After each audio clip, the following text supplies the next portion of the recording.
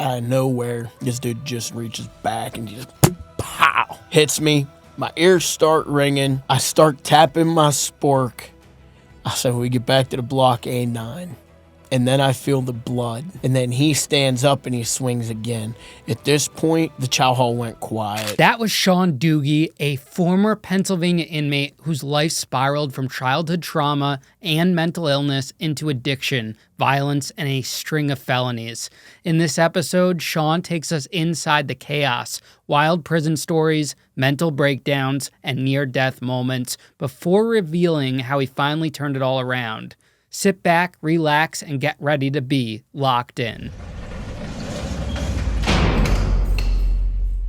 Shaun, welcome to Locked In, man. It's a pleasure. You are my first guest that I'm interviewing in 4 months. The pressure is on. I think the pressure's on me. We got to make sure I still got the interview skills. A lot of our audience probably doesn't even realize that I've been gone for 4 months unless they were looking at my social media where I did a post the other day. But I had about 70 episodes banked up before I left. And for people wondering, I did a really cool project that will be coming out on YouTube in August. And I'll tell you guys all about it once it comes out.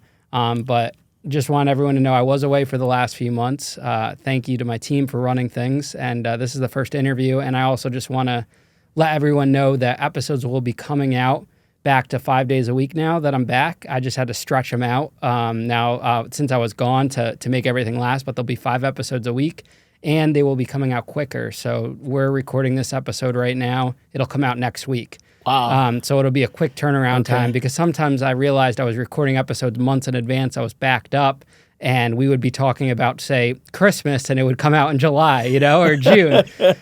So this Christmas in July. Yeah, so this episode will come out next week, so it's about a week in between new episodes, just to give the audience some clarity on that. But yeah, I'm excited to be back in the studio. I'm excited you're my first guest, and thanks for being understanding for rescheduling, because so many people were on my schedule that we had to push and get it all figured out. But I promise you guys, this project that's coming out is going to be massive, and I can't wait to share it.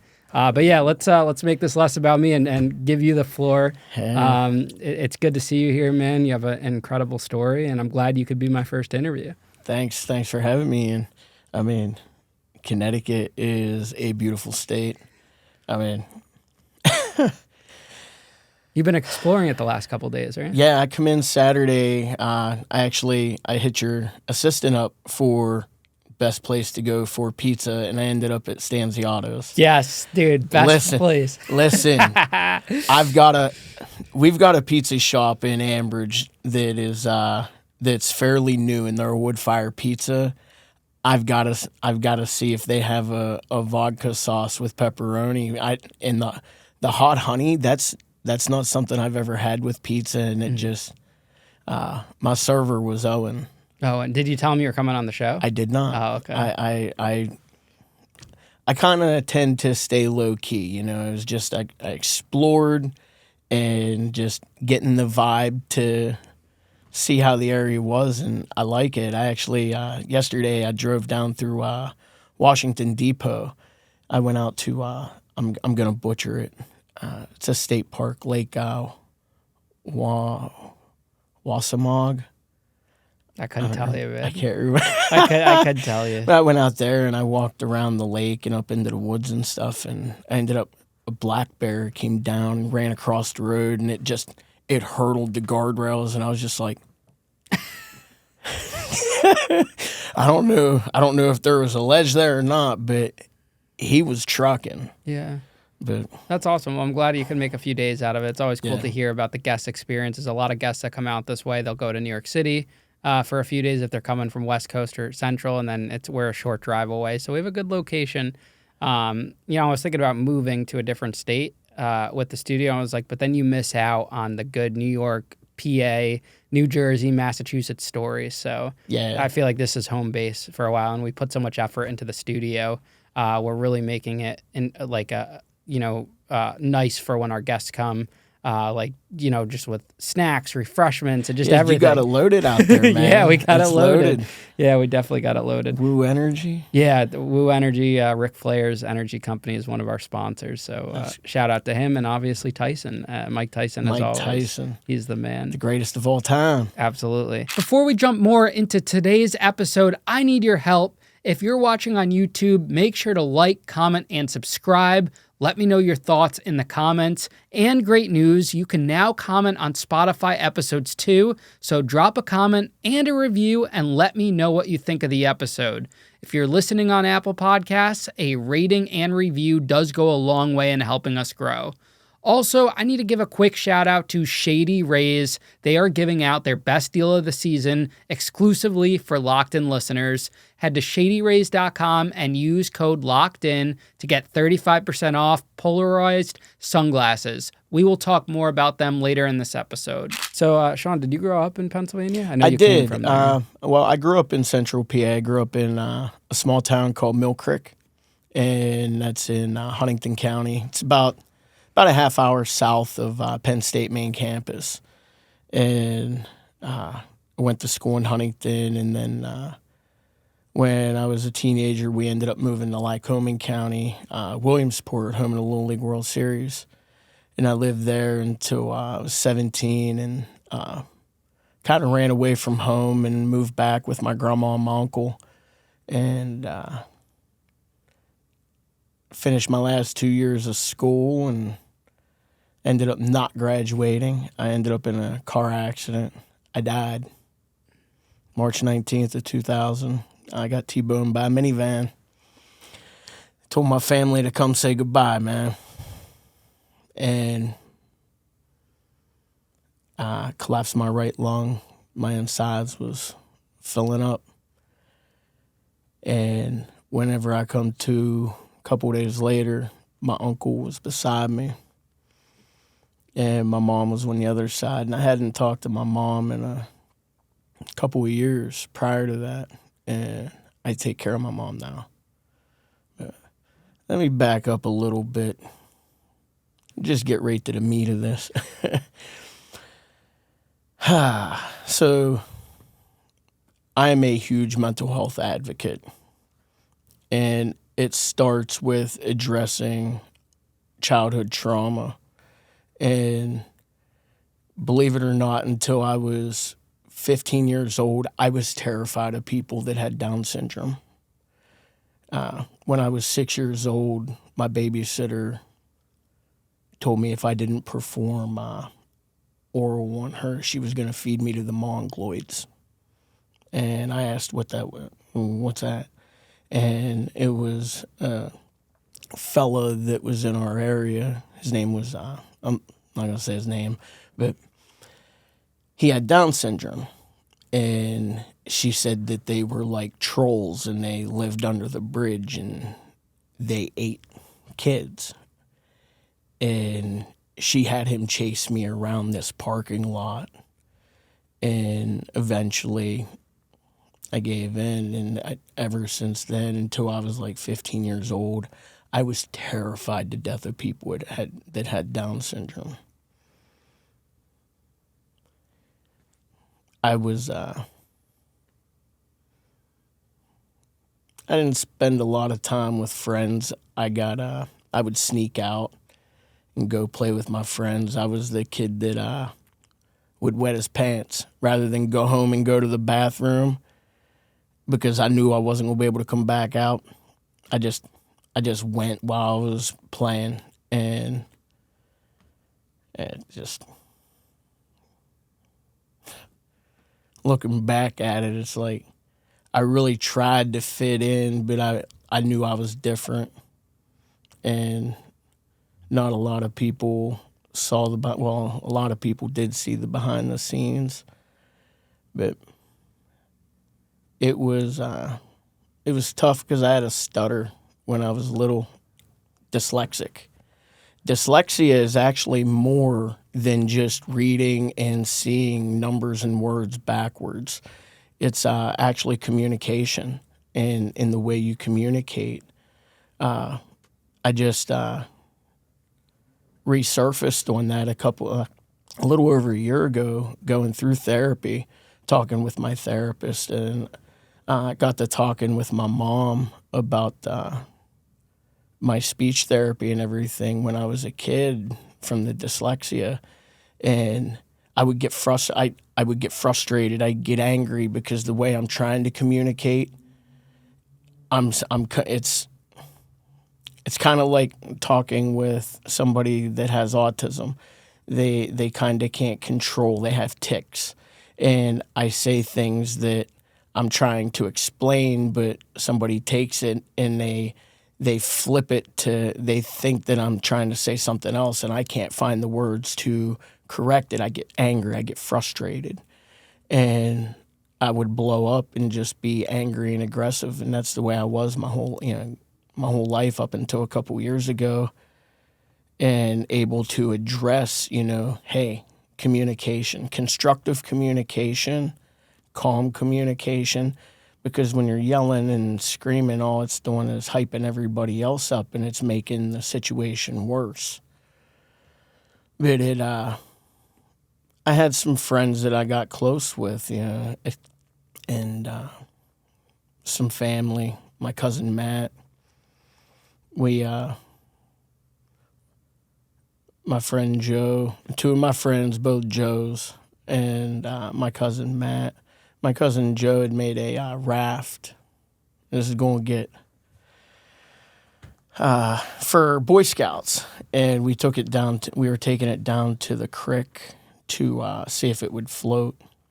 It was him, my cousin Matt, and myself, and then our other friend Joe had rode his bike up, and we were carrying this raft down to the creek, and my cousins and her parents were coming home from getting cleats. My cousin Michelle was a softball superstar. She was a freshman getting ready to start softball season. It was Good Friday, April 1st, 1994. And they stopped and asked what we were doing, and told them we were going down to the creek, and Michelle had asked if she could go, and her dad and mom said to go ahead, and they were going to get down to the fire hall and sign the book, and before they pulled away, they told us to stay away from the train tracks. We went down, we went under the underpass, went back through the woods. We got to the creek right there at the Juniata River, and they put the raft in the water, and my cousin Michelle, she was like, that thing is going to sink. And we were all, it's not going to sink. Joe got on it, and it went lopsided, and it ended up sinking. And we heard a train coming, and rather than going back out through, my cousin Matt and our friend Joe that was on the raft, they ended up going up the side, and they ran along this side of the tracks and down around the other side of the underpass. And our other friend Joe, he went up in front of me, and he crossed the tracks. And Michelle come up, and she was in front of me, and I was behind her, and we got to the top. She was like, you owe me $5 when we get home, because she bet me I bet her $5. I was like, I said, I'll give you Monopoly money. She said, bullshit. She said, you're going to give me that $5 or I'm going to break your nose. And she would have done it. And I asked her if she was going to go with Matt and Joe or if she was going to go with me and Joe. And she said she was going to go with Matt and Joe. And I crossed the tracks. And I turned, and I saw her start. She went like this. And I went like this, pointed to the other side of the underpass to where Matt and Joe went. I don't know if she thought that I meant they crossed or what, but she started running parallel, and she tripped and she fell. And when she went to get out of the way, the train hit her. And it was like the whole world stopped, man. I turned, and I ran with everything I had. I ran down the side of the embankment. I ran up Main Street. It was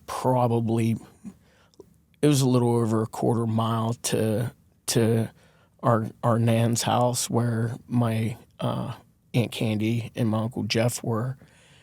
And I walked in the door as the tones started going off on the scanner.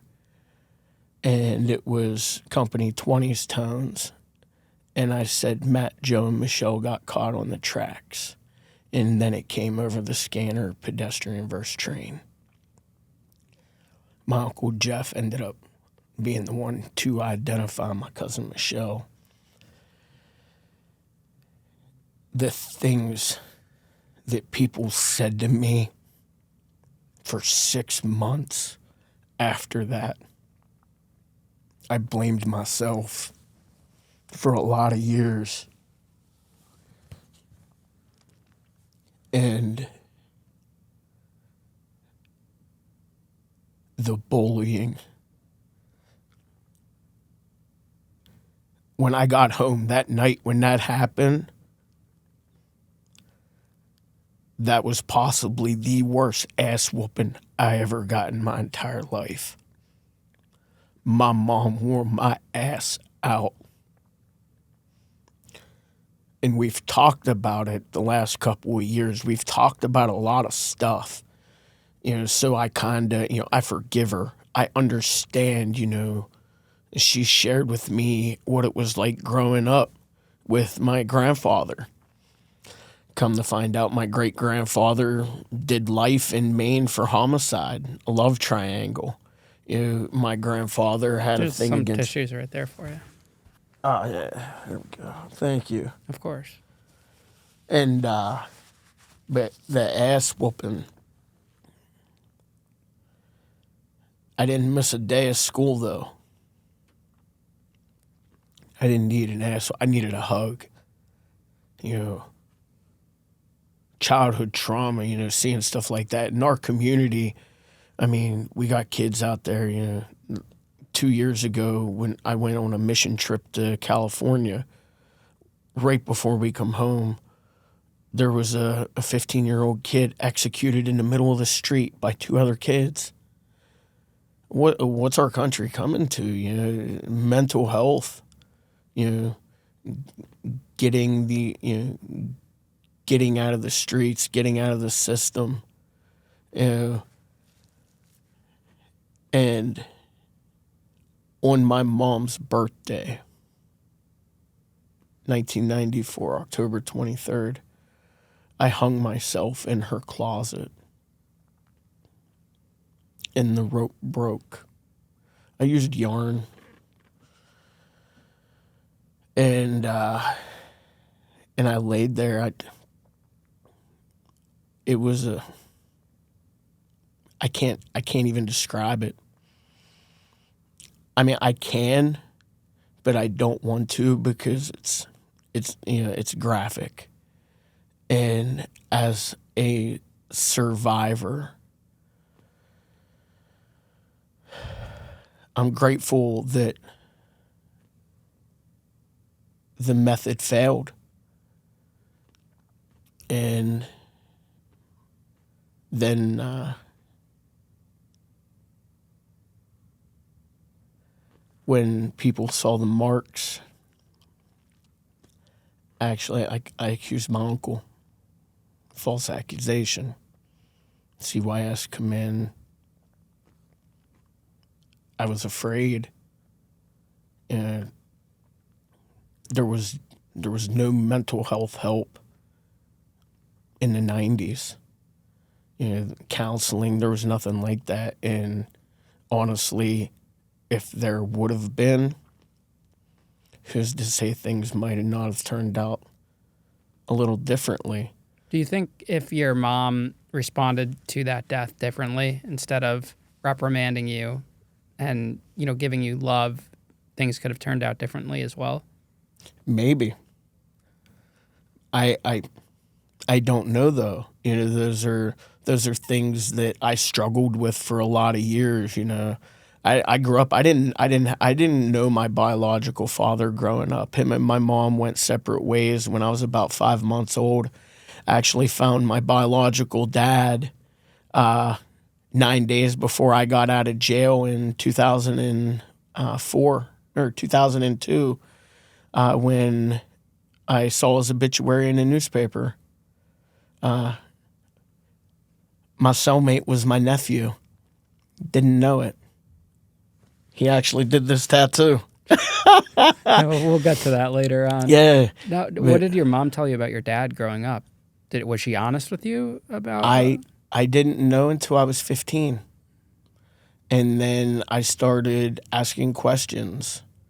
And then growing up, I knew my aunt, my dad's sister. I knew her because we would see her at the laundromat. When we would go to the laundromat, I would see her. I'd see my Aunt Mary. She actually just passed away May 27th. And her husband, my Uncle Bill. But I had a cousin, their son. I'd never met him until my grandma passed away right before I went back to prison. She passed in December of 2004, and I went to her funeral. And, it was 2004 when my dad passed, January 2nd of 2004, and my grandma passed in December of the same year. And I was able to attend her funeral service, and that was when the first time I met my brother Matt. He's a couple years older than me. He's got a birthday coming up. He's going to be 47. And it was like there was a lot of questions, that they had. I come to find out I was one of a lot of siblings. And growing up, I only knew my younger sister. So it was a whole adventure. I got to meet my oldest brother, Bobby, one time. He actually, he passed in February of 2017. He got hit by a car working for PennDOT in Altoona during an ice storm. He was actually honored by Governor Wolf at the time. So, but sorry, I squirreled there. No, you're good. Now, as a teenager going through these traumatic events, did you have goals, dreams? Did you think about your future at all, or was I wanted to play baseball, man. You wanted to play baseball? I wanted to play baseball. That was my passion. Baseball and wrestling. I started 1987 watching Starrcade, watching the Legion of Doom on the scaffold match with the Midnight Express. That was pretty awesome. And I always had just a thing for wrestling and baseball. But I really, that was what I wanted to do when I was older. I wanted to play ball. I wanted to be a firefighter. I wanted to help people. But then I took a turn. I always love hearing about what the person wanted to do before they did the thing or became addicted or went to prison or anything, because it shines light that we're all human. Yeah. And even before those bad decisions or bad experiences, we all think alike in a way. We all have dreams and goals and aspirations, even before there's a rock bottom or you're even thinking a rock bottom, Yep. And you also don't know at the time that, say, the incident with your babysitter triggers everything and could lead to everything. And it led, to the train incident, and then going further along into the story. It's it makes you realize how those dreams can disappear very quickly, and life can turn on you. And I think we all have to remember that more before we judge someone else. It is, because you don't know what somebody else is going through at home. You see somebody acting out, there's something going on. And all it is communication, using real AI, attention and intention. That's what I've been focusing on this past year and a half, using real AI.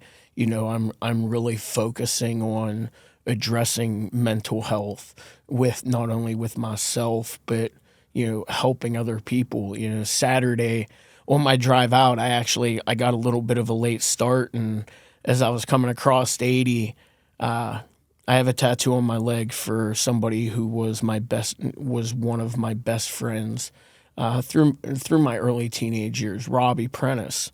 His little brother, the last time I saw his little brother on his birthday, he was 12 years old. So on June 13th of 2008, I returned to SCI Rockview, and that was where I was going to spend the next 4.5 years. Well, that was the start of my next 4.5 years. But driving out, his brother hit me up, and he's like, "Hey, we're having my birthday was yesterday. We're having a little party down in Danville. Send me the address." It was literally round trip. It was a 22-minute detour off of my path to here. So I was like, you know what? I pulled up. I got there. I got there 15 minutes before he did, and I stayed until 3:30. And I spent 3.5 hours, just getting to visit and catch up with, extended family that is not blood, but they've been there. We've been through a lot together. Robbie actually, he passed in March of 2009, 26 years old, asthma attack.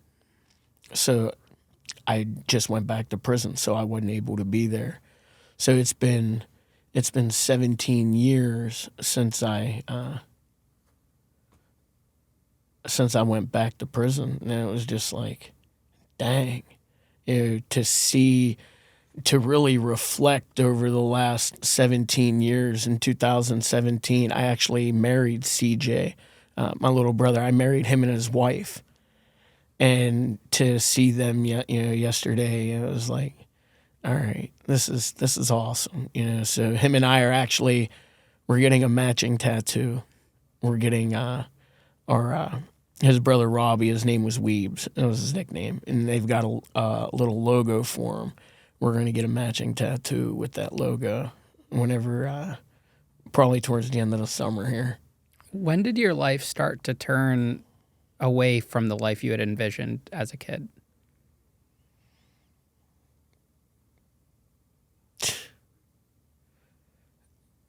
When I was 9, man. When everything that I wanted, I was already on that path of destruction.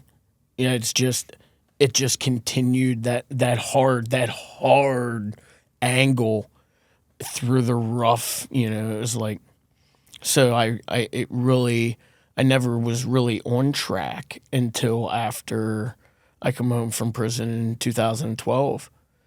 And then I knew then that I needed to make a change. I knew I needed to change the people. I needed to change the places. I needed to change the things. And I did that. And I ended up in Beaver County, Pennsylvania. And that's where I've been since February 15th, 2013. And that more so since COVID did I really get direction, but I've really locked in the last couple of years on identifying who I am. And I am a human being. I tell my wife all the time, I feel like John Cena. The whole, you can't see me, but right now everybody sees John Cena because John Cena's doing something that he's never done. John Cena is a heel. Everybody sees him, but everyone's still, let's go Cena. Cena sucks. You're going to have that. Some people, I understand I'm not everybody's cup of tea. Some people I might be a cup of coffee. Some people I might be Mountain Dew. Yeah. Not everyone's going to love you, Exactly. I read a quote in a book I was reading about how, all 50 million, 100 million people vote for the president of the United States. And out of that, half of the population that voted doesn't like the candidate that got elected. So when you look at that, that's the most powerful, position to say in the world. And 50 million people don't like you or hate you or despise you or don't agree with you? I hate politics. Just even, I mean, you have literally every aspect of life, you have politics. And just like in being locked up, you have politics, you know. Little League, there's politics there. Politics, it starts, you know, really look back, politics start when you're a kid. You know, you're a coach, you coach because you want your kid to play. And that was one thing I didn't have. I didn't have that. I had talent. I was fast as a kid. I'll never forget, my first 2 years of playing Little League, I couldn't hit for nothing. My hand-eye coordination was trash. But what I could do, I had hustle. During tryouts at 9 years old, I tried out for the outfield. Every ball they threw up in the air, I tracked it. I'd slide to make the catch. I never played farm league. I got drafted to Little League at 9 years old, and I played for the Expos. First year, it was either strike out, walk, or get hit by pitch. And it was my second year when I got my first hit. My very first hit was actually a double. I'll never forget it. And I stood on second base and I jumped. Do you want to upgrade your sunglasses? Guess what? I have the answer. Please join me to thank Shady Rays for supporting my show. Do you like aviator, round, square, cat eye, or wraparound sunglasses? They have these in so many styles and color choices.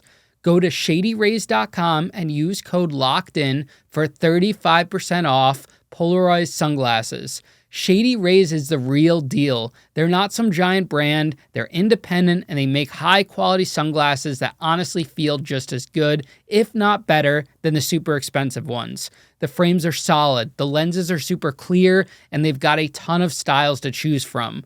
What's cool is if you lose them or break them, which, let's be honest, happens. I've done that multiple times in the last year alone. They've got your back with their lost and broken protection. They'll replace them, no problem. And if they're not your thing, you've got 30 days to return or exchange them for free. So it's really no risk, and their customer service is actually fast and personal. If you're looking to upgrade your sunglasses, Shady Rays is where it's at. I ordered the Black Timbers, and the process was super easy. I was able to input my prescription right on their site, and boom, done. No hassle, no complicated steps, just a smooth experience from start to finish, and I can't wait to be rocking them out on the lake all summer long. Polarized lenses, perfect fit, and built to handle anything. Now let's get to the best part. Exclusively for my listeners, Shady Rays is giving out their best deal for the season. Head to shadyrays.com and use code LOCKEDIN for 35% off polarized sunglasses. Try for yourself. The shades rated 5 stars by over 300,000 people. Now let's get back into today's episode. What was happening in your life after high school? Well, I didn't graduate high school. I actually my senior year, I was in my car accident. March 19th of 2000. I was enlisted in the Army, actually. I went delayed entry program. And I wasn't going to school, and I knew I wasn't going to graduate. I had no respect for authority. I'd skip class. I'd just walk around the school. I'd leave. And then I was in my car accident. I wasn't able to participate in sports. And I played baseball our senior year, actually. I ended up not playing baseball my senior year, and our team ended up winning the first ever team state championship in our school history. And those were all guys I grew up with playing in Little League. But I was in my car accident March 19th of 2000, which was my senior year. Our football coach, Coach Zalzig, his son, Tyler, actually passed away in a car accident a year prior to my accident. So it was still pretty fresh of losing Tyler Zalzig, and he was on his way to the school. They had a basketball game. He was driving to the school, and he lost control of his car. And that was in February of 2000 or 99. And then March of 2000 was my accident. Me and my friend Tim Skipper, he was like my childhood best friend, one of my childhood best friends. Like, we grew up together, and he ended up in he got killed a couple years ago. I actually just got a notification yesterday. The guy appealed his sentence, and they upheld it for involuntary manslaughter. I forget what they gave him. They gave him like 13 to 40 years or something like that. But he, I think he staged it to do that intentionally. He set during the trial, he set an AR up by the door. And when they started talking, he pulled the gun, and Tim grabbed the barrel, and he shot him in the leg, and then he shot him 3 times. And all Tim did was he was trying to get the guy to slow down. He was speeding up the lane. They got younger kids, small kids, you know. He come a long way too. You know, he was like myself, in and out of prison, got it together. He was working in the oil field. He was drilling and taking care of his family, and then that happened. So we did. You're getting something right here, because this is something that I've really never talked about, and this was right after getting in with this stuff was right after high school, when I got my first charge at 18. I was charged with 43 felonies. The first time you went out swinging. So, as I said, I was a big wrestling fan, and my uncle was more like my dad growing up. And when I took off at 17 and I come back to Huntington, I wanted to go to Monday Night Raw with him at the Bryce Jordan Center. It was like the second time they were there. This was in 99. And so I used his bank card and ordered tickets for us to go. Well, the mail come, and he ended up getting them, and he was pissed. Looking back now, I understand. But at the time, my mindset was, I want to spend time with you. He was a truck driver. So he took the tickets, said we wasn't going. Well, I ended up finding the tickets. I took the tickets, and I ended up taking one of my friends from school, and we went to Monday Night Raw together. And then I was so angry that I wanted that time with him. I used his bank card 42 more times. I just wiped out 2,000, just little stuff, stupid stuff, wiped out a little over $2,000. And then when the bills went to come out and the money wasn't there, he reported it. And they come and they asked, and I took accountability. They charged me with 43 felony, 3 access device fraud. I pled guilty to 1 count, and they no-prossed the other 42, and I got 3 years of probation. Lo and behold, that 3 years of probation was about to turn into it's almost over 15 years, because I didn't understand. I'd never been, at this point, I still never been to jail. And then I had fines. I took a friend of mine to go get taillights for his sister's car. We went to the salvage yard. He paid the guy $40. He told us to go down to the garage, down along Route 22, and take the taillights off of the Corsica that was in the back. We go down, we're back there taking the taillights off, and there's a restaurant, pizza shop, OIP, right next door. And then the owner, he comes over, and next thing you know, the state cops are there. And the guy come down, and he's like, oh, yeah, dude, you just told us to come down here and get these. We just gave you the $40. We ended up getting charged with theft, and they charged me with corruption of minors because the guy, my friend Brandon I went with was 17. I was 20. And it's like, hold up. But they ended up putting me on probation there. I got a year of probation. So now it's 4 years total? So no, they ran that concurrent with the 3, and then I had fines, but I didn't pay the fines. So eventually, the constable showed up at my uncle's house, Mark Ewald. Comes out years later that he's dirty, and I kind of figured as much because he came at me. He came to my uncle's house for my fines, and they were taking me to jail in Mifflin County, and or I could make a buy for them. And I was, what do you mean? And my uncle was like, you need to do it. And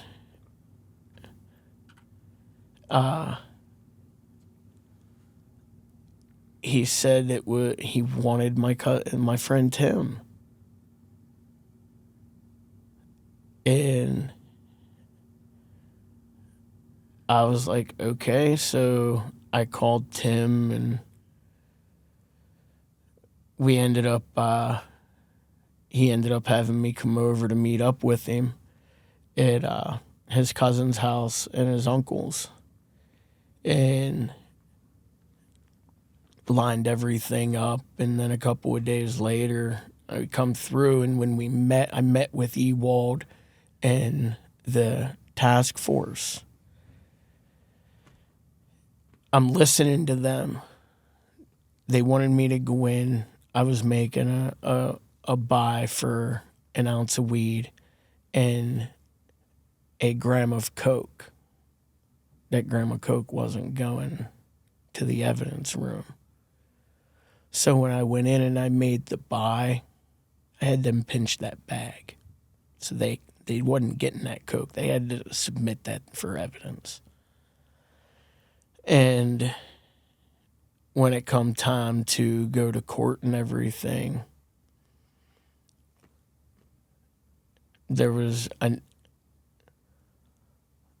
he told me when I got on the stand not to say anything about the coke. Guess what I did? I said about the coke. And that was something I never had a chance to talk with Tim's cousin about. Tim and I mean, after I made that buy, they knew. They all knew, because it was, I ended up, we all ended up drinking the one night. I drank almost a half gallon of vodka. I think it was, I put my hand through a window, and I actually it just wouldn't quit bleeding. Tim's cousin Jeff drove me up to the hospital, dropped me off. I remember being all drunk, and I ran into the hospital, and blood just gushing out of my hand. They ended up calling the Huntington PD. I was on probation, and here I am. I'm underage. I'm smashed. I'm bleeding. Judge. He's a judge now, but at the time he was an officer. It was Rufus Brenneman and Officer Buckley. I remember coming to. They had me detained and I was cuffed to the bed. I said I was going to throw up. I remember leaning over and I puked all over Rufus's his shoes. I woke up the next afternoon, like 6 o'clock, in jail. This was my first time ever in jail. So you still end up in jail even though you testified against? I hadn't testified at this point. This was, I had just, the buy was a month prior. Okay. So there wasn't even an arrest yet. So I find myself in jail. I'm on probation. I have no idea what's going on. I wake up in the afternoon and I'm on the floor on a mat, orange jumpsuit in the holding cell, and there's another guy in there, his name Cosmo Kramer, great dude. That was the first time I ever met him, and ended up he was one of those guys I haven't talked to in years. I think he might have passed away, but he was another drunk guy. Well, they got me up at some point, and my wrist was all bandaged up. I had 3 stitches. And they put me out on the main cell block. They opened the gate, and there was a guy. He's home now, but he was getting ready to go to prison for murder. He was, at the time, he was a friend of a lot of my family, and he saw me. He's like, Shaun Duguay. They put me in cell 10 with a dude that I went to school with. He died a few years ago.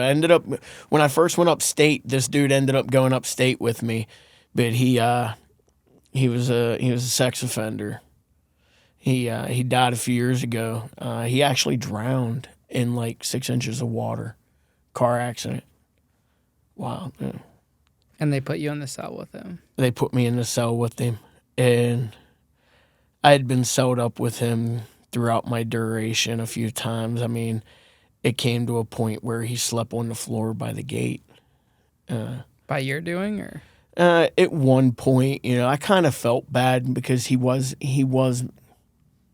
mentally retarded, and looking back, there was a lot of things that was done to him when he was a kid that makes me wonder. Is that something that it's something I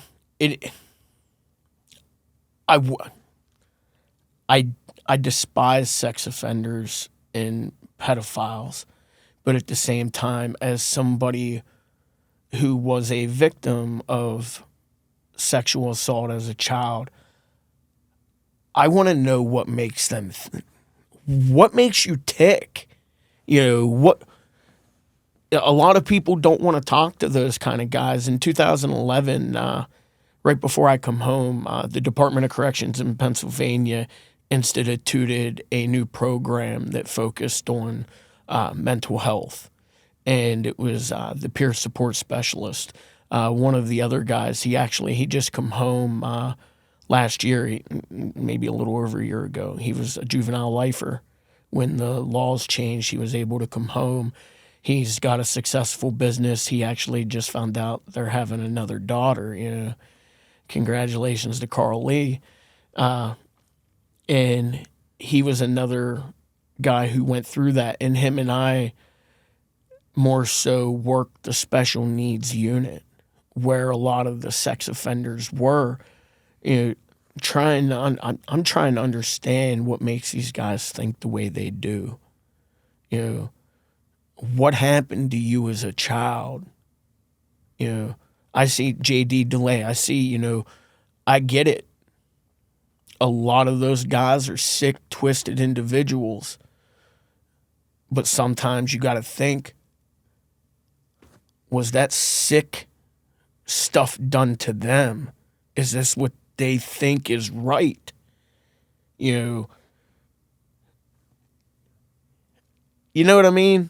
Yeah, I mean, I think there's that way to look at it, and then there's the also issue of so many people like yourself have had, sick things done to them, but don't become the monster themselves. Don't become that monster. So, we want to feel in a way, when you break it down the way you're doing, you do feel some type of feelings for these individuals where it happens to, and then they become that monster. But also at the same time, there are people that don't become that monster. Yeah. So why should you feel bad for the people that do when they have the opportunity? So it's kind of like that line, Yeah. And I see so much hate in the world on sex offenders, and I get that 100%. I mean, hey, that hate is warranted, but a lot of times you got to look a little deeper. Yeah.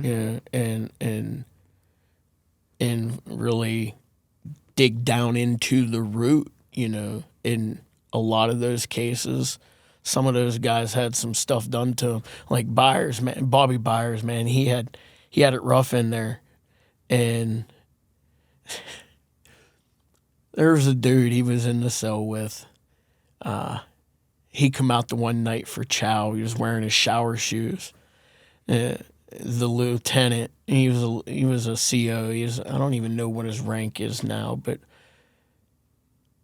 this corrections officer was an a-hole, and I kind of get it.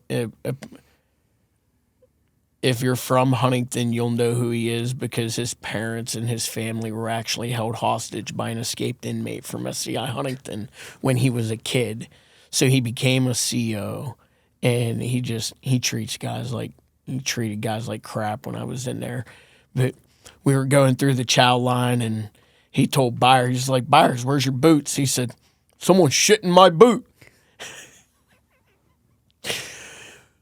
See, Roan goes over, goes right into the cell, comes back out. He says, "Someone's shit in Byers' boot." Somebody took a dump in the dude's boot. We know who did it, but he never got in trouble. It That's funny. Oh, man. But back to when my first night in jail. So I sat, nobody notified. I don't think they notified probation. So I sat 10 days. And if you get put in jail on a probation detainer, they have 10 days to have you in front of a judge, or they have to release you. Nobody notified them I was there. They had to release me after 10 days. That was the sign. They knew something was up. And I refused to make another transaction. So they ended up using a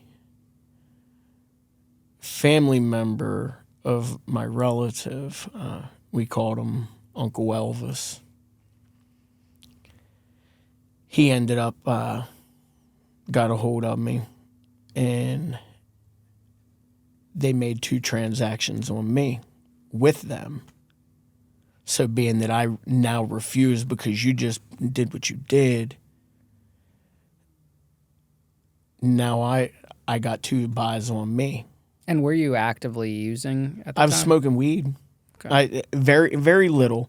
This was like when I was just dabbling with weed at the time. I drank. I partied with, and after the 10 days, and I got out, and then my buddy Justin, my boy Tim, his cousin, and 2 other guys, we ended up going out to this school. It was on a Sunday. We all got out, started playing ball. It was a little rough. I had a feeling, and then they all circled me. And they called me the snitch. And they told him Tim had to take care of it. He come in, just started throwing. I took it. I didn't throw not one punch. I took the ass whooping. I earned that. And then after that, everybody, they disconnected, over the years.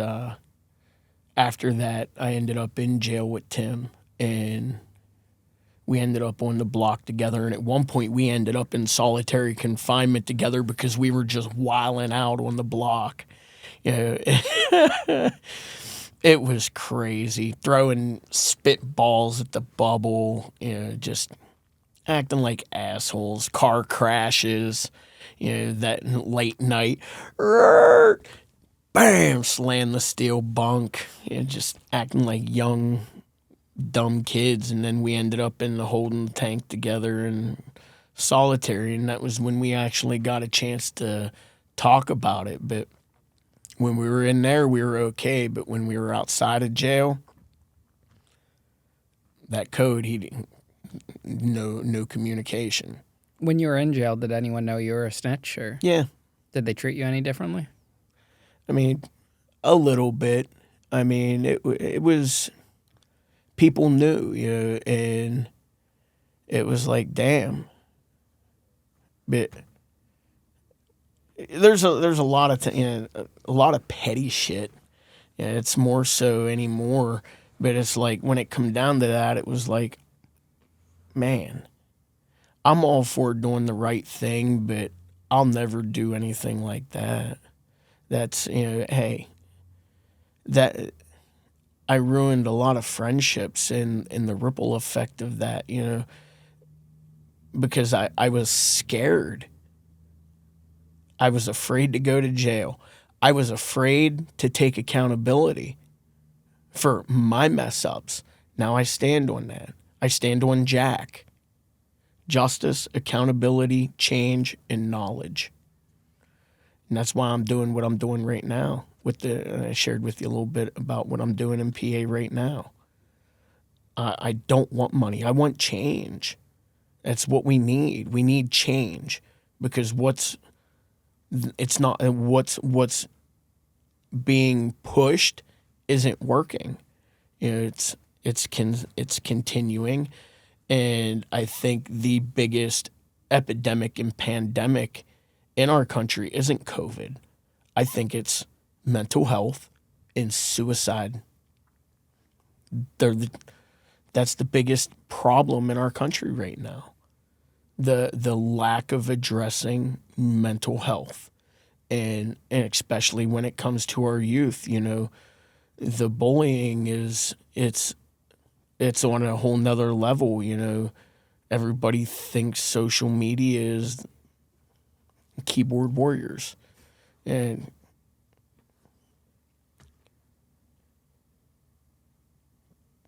if you're going to talk about it, be about it. Otherwise, just chill. Keep it moving. Was your mom tough on you for getting arrested, just like she was tough on you for your cousin's death? I was worthless, man. Nobody wanted anything to do with me. Every time I'd go to jail, I'm done with you. I'm done with you. I don't want nothing to do with you. Through all of my incarcerations, my best friend Brian was more so the one that was there. That was, he wrote faithfully. He was the one who come to visit. My brother Matt, he come to visit a few times. Actually, my first time when I made parole, I actually attempted to go to Lancaster and live with my brother, and I didn't do it the proper way, and state parole told me, get back to Williamsport now or you're going back. So I ended up back in Williamsport. But my man,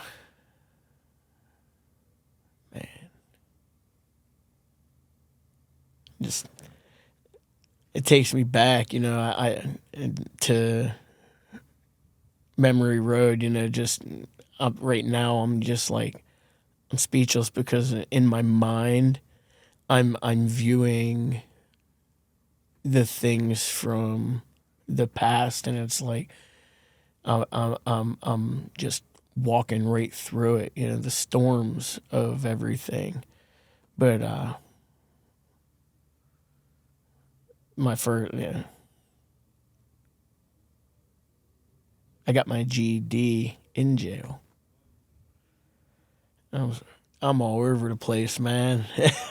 Your mom's reaction to my yeah, she actually my stepdad was part of my problem that is when I left at 17, beat me up pretty bad, and it was all over getting a piece of wrong wire. I was 17. It was in July of '98. I was working my first job at McDonald's, and I worked the morning shift. Our dog Jade, we had Rottweilers, and Jade had just had a litter of pups, and they were putting them outside. We lived in the mountains, bro. When I say have you ever had anybody on that didn't have indoor plumbing? maybe a couple guys that had cabins, but yeah, I know that that live there consistent for a year. Yeah, I don't think I'm so. not talking like a hunting cabin. I'm talking lived. Yeah, I don't think so. 2 years, a little over 2 years, we lived with my stepdad in the mountain. We had a outhouse about 30 yards from the house. We had no indoor plumbing. Our shower room was a 10-gallon pot. We got water from the creek. The water we drank, we got from about a half mile down the dirt road. I was terrified of the dark. I grew up in town, and then I'm put into the mountains 2 years after my 2 years after my cousin got killed, and I was afraid. My punishment, and my stepdad would drive me down the dirt road like a half mile, and I would have to get 2 5-gallon jugs of water, and I would have to walk home. I run. I get there. I got there too quick. He'd drive me a little further, and I was terrified when I went out to go to the outhouse, and there was a bear on our burning pile. The motion light come on, and I saw it. I turned. I ran inside. I said, "There's a bear out there." My stepdad come out. He pulled we had an old Granada. It was like a rust brown color. They pulled it down, put the headlights on. My little sister was in the car crying. My mom's standing there. My stepdad chased these 2 bear cubs up the tree. The mom is standing just to the right of the outhouse, up on her hind legs. And I'm just like, I gotta go to the bathroom. I didn't have to go after that. But to go outside at 1:00 in the morning in 3 feet of snow to take a pee, that was what it was. That was what it was like. I went to school. I was known as the kid that showered in the creek. Yeah. And that was when my freshman year was when I met my best friend Brian. Actually, at first he really didn't care for me. We didn't care for each other, and then he ended up out of school for several months. He had to have some surgeries, his gallbladder and stuff. And when he come back to school, he had jaundice. So his skin was, he was yellow. People made fun of him. His friends made fun of him. And the one day I went up to him, and he thought I was going to say something slick, and I didn't. And we just started talking, and we struck up a friendship. He lived about 1.5 miles away. About a mile down the road, and it was about 2 miles because it was a mile down the main road and then a mile down another dirt road to get to the trailer court where he lived. So I was able to go hang out with him. And the day when my stepdad got me for the last time, I actually called Brian, and he ended up coming to pick me up. I had blood running down my face when he picked me up. I walked. I finished my chores. I said I was going for a walk. I acted like I walked through the woods like I was going to go down the dirt road, and I walked up across, and I walked down the main road, and I got picked up.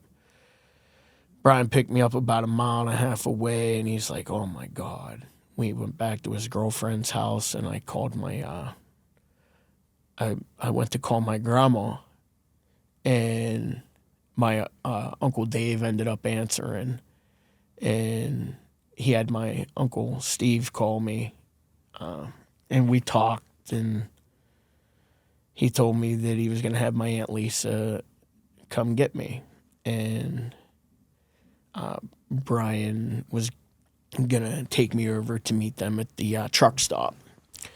So my mom ended up calling where we were. I called my mom and I told her I wasn't coming home.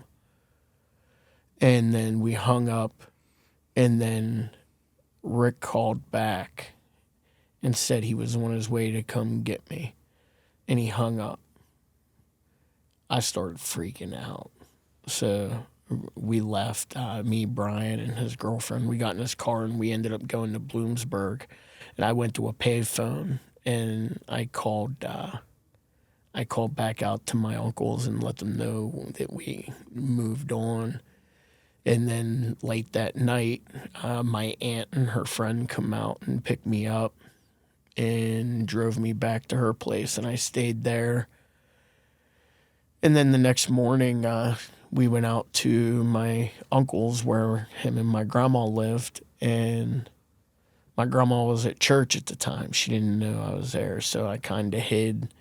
And after she got in the house and she was sitting in her chair, I went in, and she was just like, oh, she was so happy to see me. And she turned the light on, and she said, what the hell happened to you?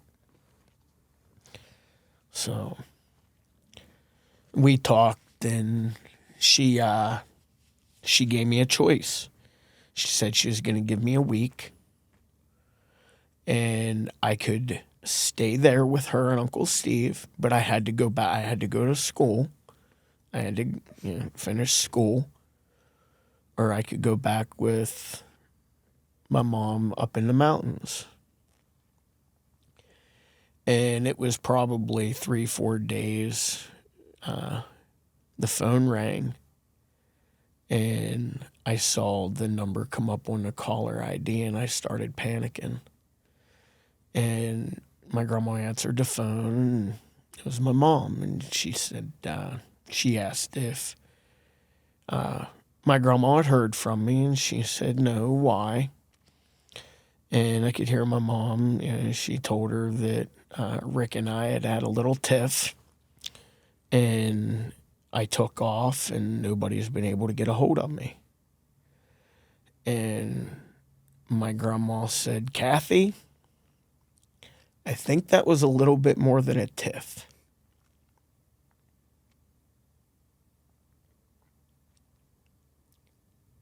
The bruises on my face, my shoulder, my back, and it was all over a piece of chicken wire to set up a pen for our dogs. He told me to get the piece that wasn't rusty. I got the piece. There was 2 that weren't rusty. I didn't get the bigger one. I went back and I come up. I set it outside the house. I went in. I just climbed up into the loft, and we had. It was a cabin. The bedroom. My stepbrother had the bedroom. My mom and my stepdad. He built a bed in the living room that him and my mom slept on, and then there was a loft over top of the living room. My sister had one side. I had the other side, and I had just climbed up into the loft, and I was changing out of my work clothes. I still had my McDonald's uniform on, and I heard him screaming for me. So I climbed back down. I go outside, and he was walking up through the yard with his dragging the other piece of chicken wire. And when he got to the side of the house where I was standing, he let it go. He flicked a cigarette in my face, and he said it was go time. He grabbed a hold of me, he threw me into the house, punched me in my face, grabbed a hold of me, threw me into the Plymouth Horizon. At that point, my mom come out, and she come around the corner, and I looked as he grabbed me, and she turned and went back inside.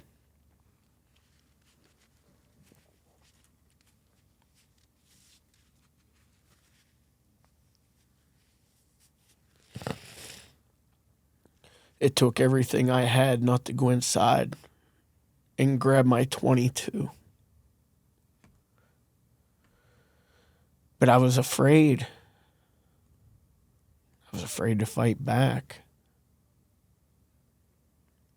Did you blame your mom for that? For walking away? Sometimes I did. It's more so not that I blamed her. It's just, I always wondered why. And, talking with her over the years, even though that's not something that my grandfather did with my grandmother, it was something that he did with his children. And I don't know if that was just a fear of her standing up and being afraid that it would happen to her. I don't know if he ever put his hands on my mom. I don't. But I know he put his hands on me. He knocked me out in the elevator at the hospital the day my mom got out of the psych ward. My sister and I, well, I'm not going to say he knocked me out, but he definitely rung my bell and I saw stars. My sister pushed me back towards the elevator and I pushed her and he saw that. And when he saw it, he turned and my mom saw it. And I think that was the only time that she ever said anything, because she said, knock it off. And that was in Williamsport. And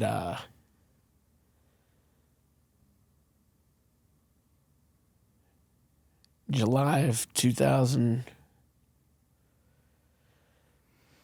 and that was in 98, July 1998.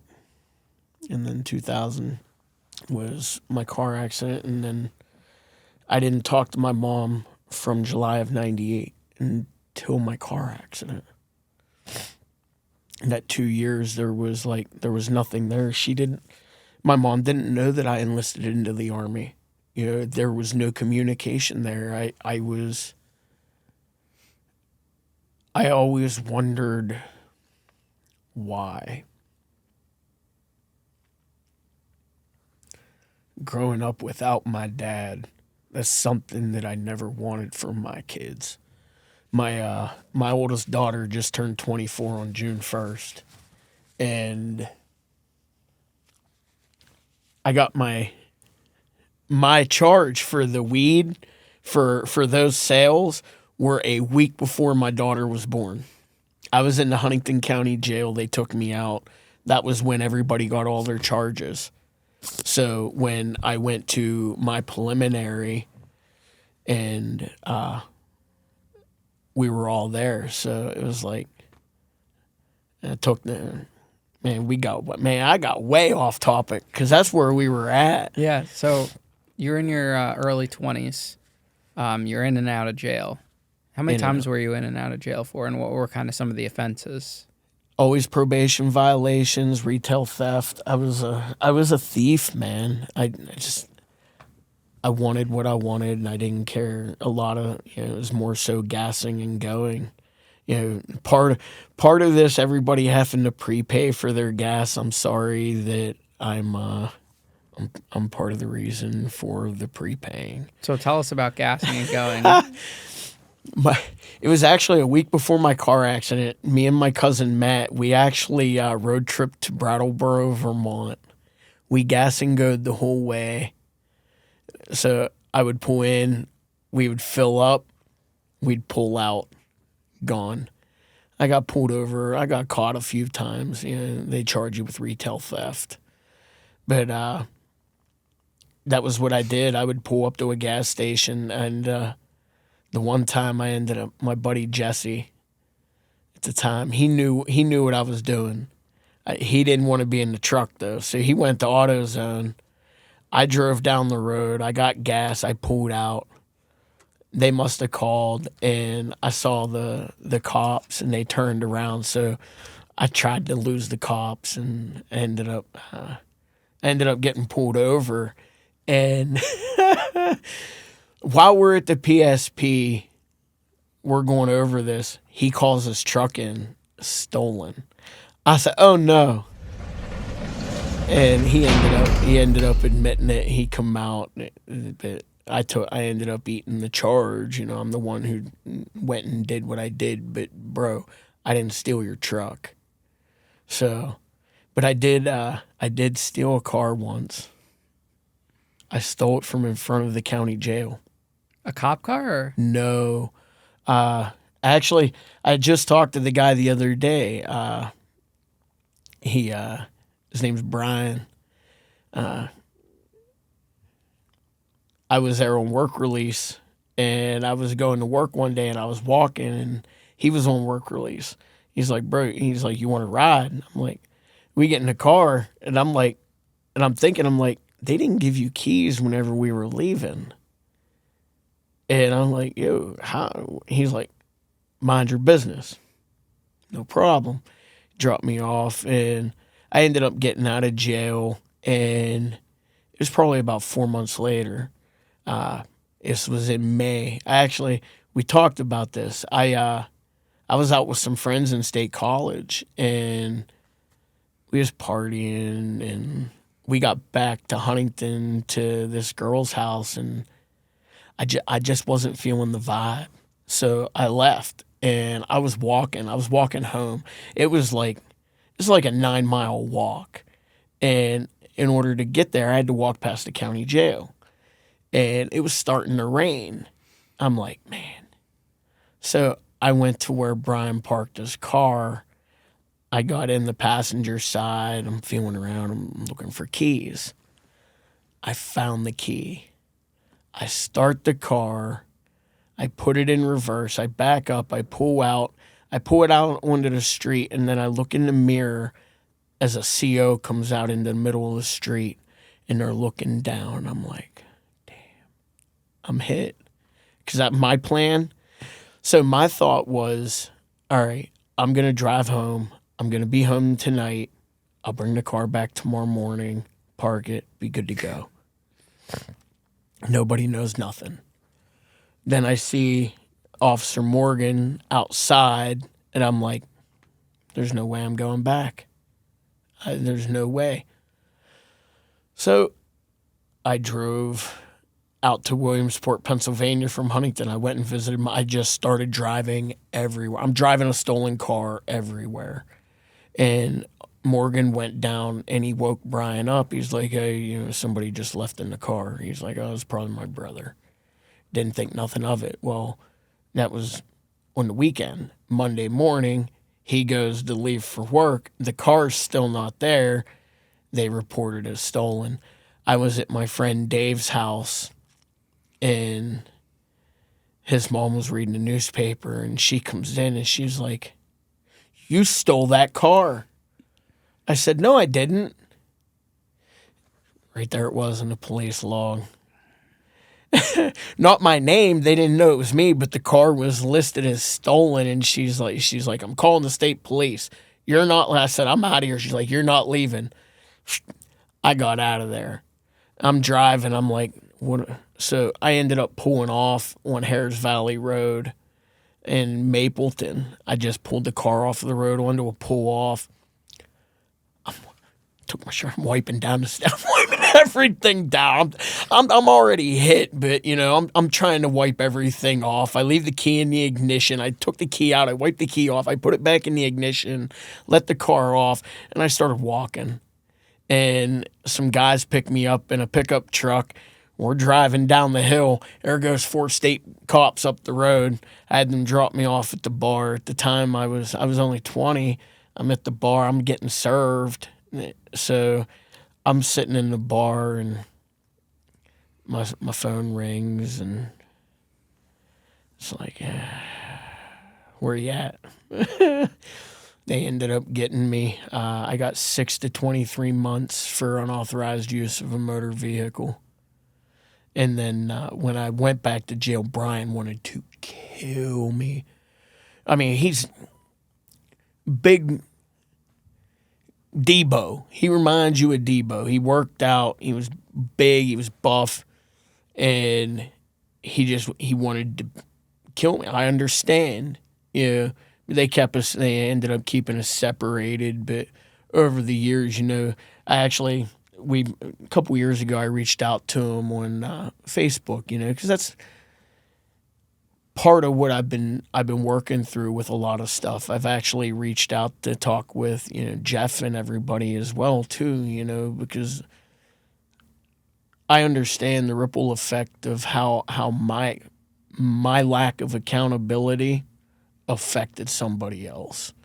And I stand on that now. I take accountability when I mess up, and we have to hold those in power to that same standard. Just because you're a police officer, just because you're a school teacher, that doesn't mean you can use your position to be a bully. You took that position to help. You're not helping, you're hindering. You're helping hinder growth. When you have an opportunity to help somebody, lift them up. And that's what you signed up to do as an educator, to teach, to help.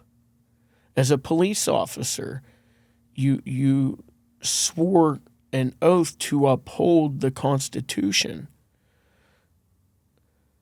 Fun fact, my wife's 7th great grandfather was the tie-breaking vote that gave not only the United States but the state of Pennsylvania their Declaration of Independence. John Morton. Really? Yeah, we actually spent Memorial Day in Chester, PA, at a cemetery rededication to the Revolutionary War in honor of John Morton, who was the tie-breaking vote. Just imagine that pressure.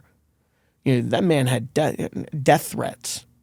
He went against the grain to give the United States of America their independence.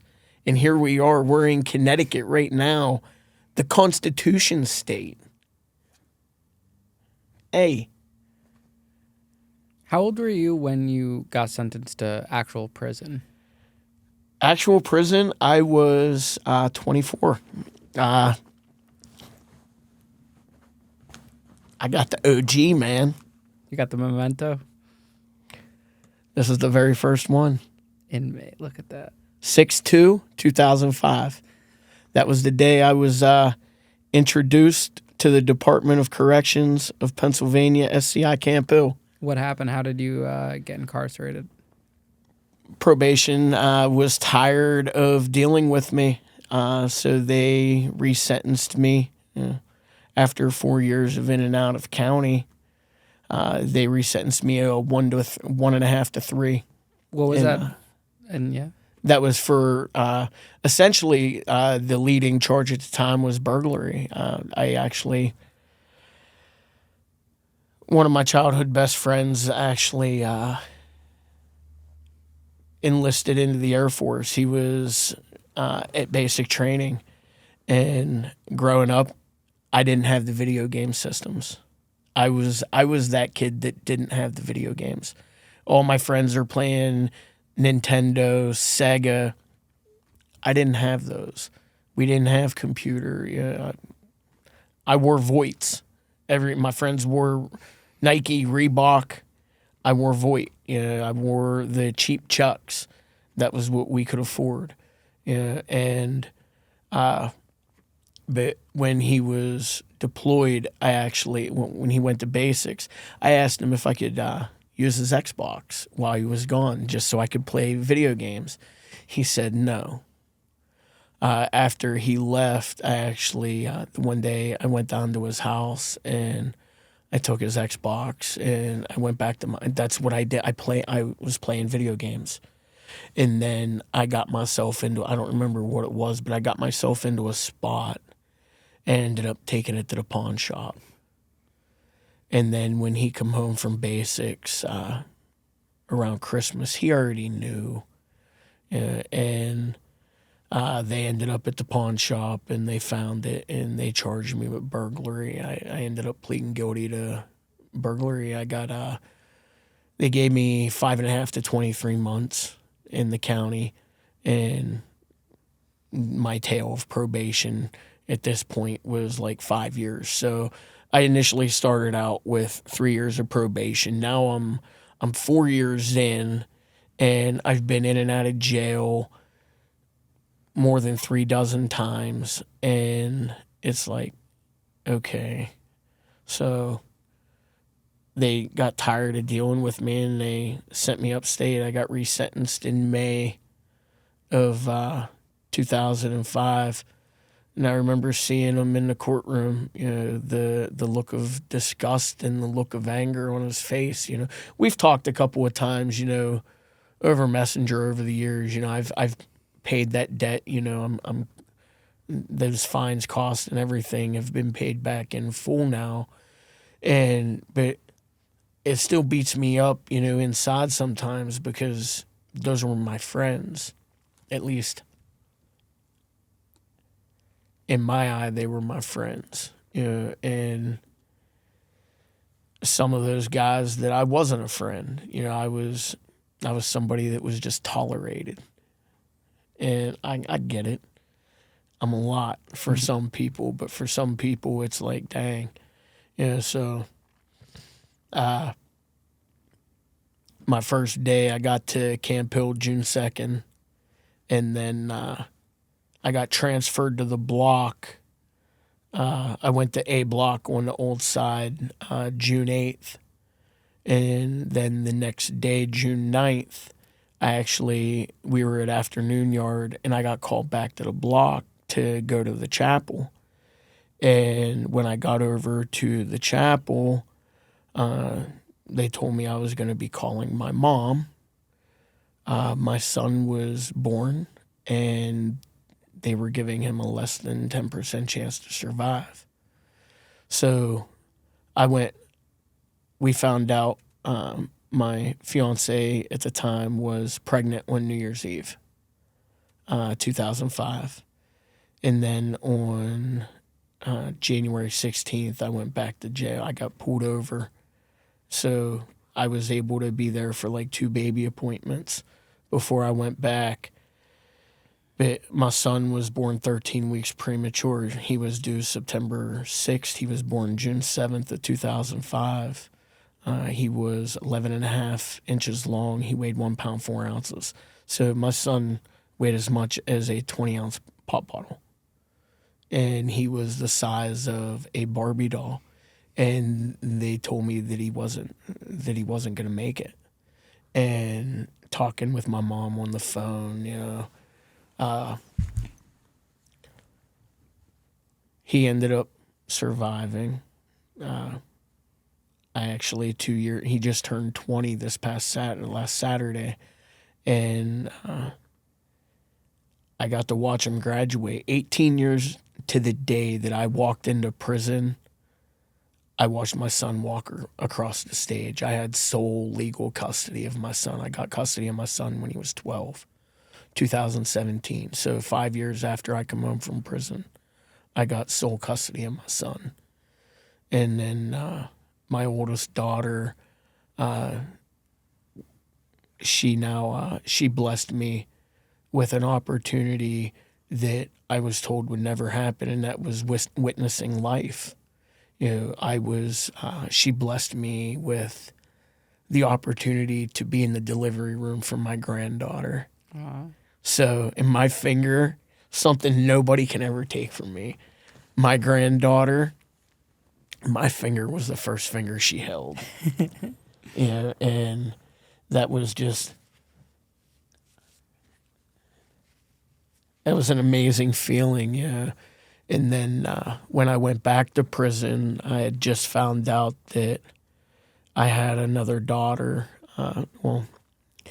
She was actually, I went back to prison May 19th, actually. When I come home from prison, my first time coming home. So I went in June 2nd of 2005.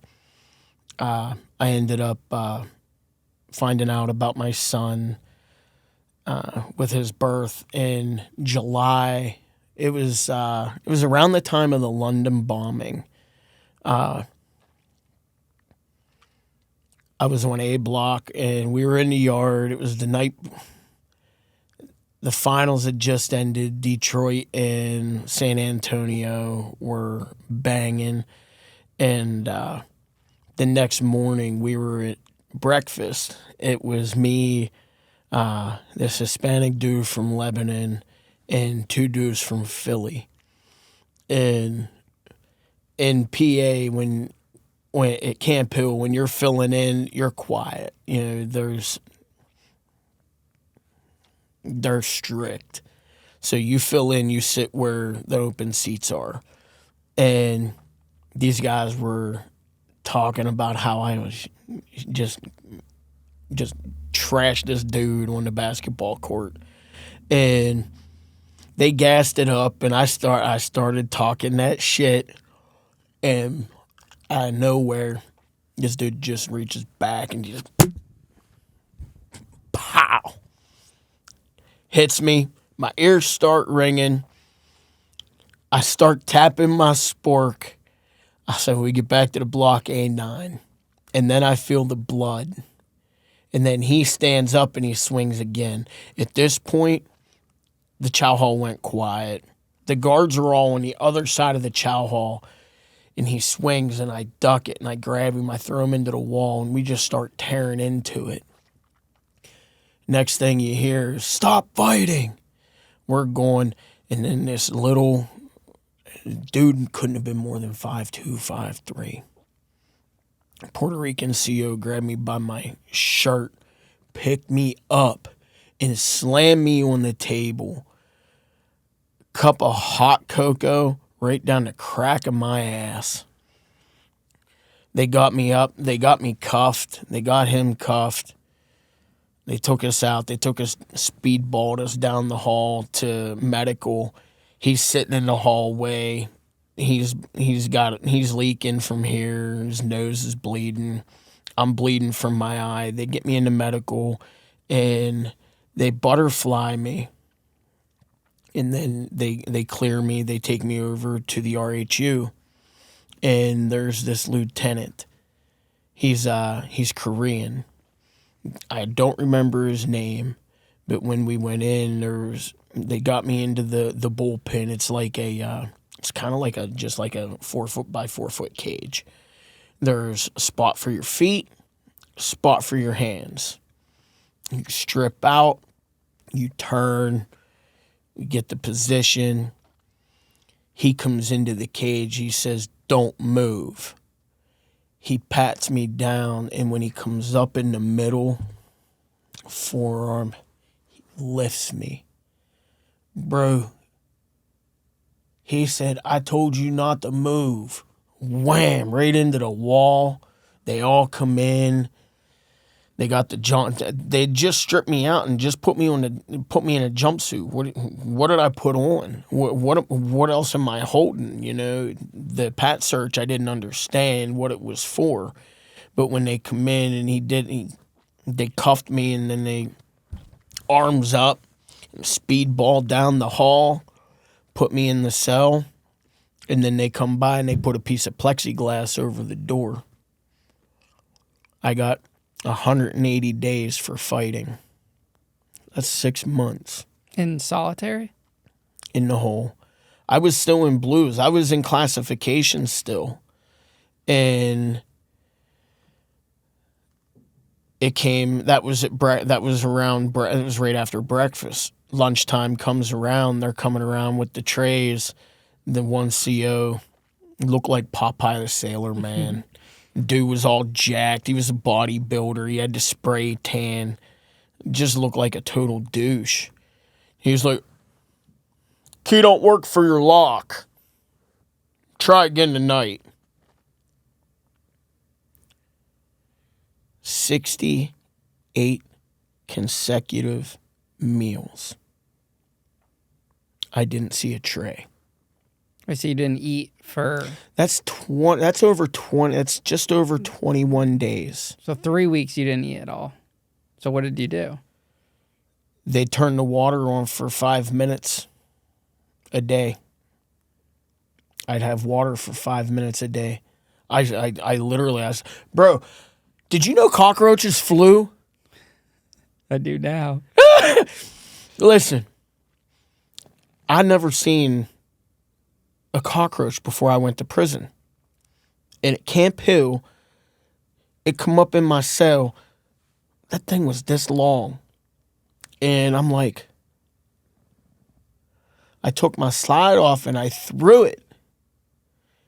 And this thing jumped. And sheet over my head. This thing landed on the sheet.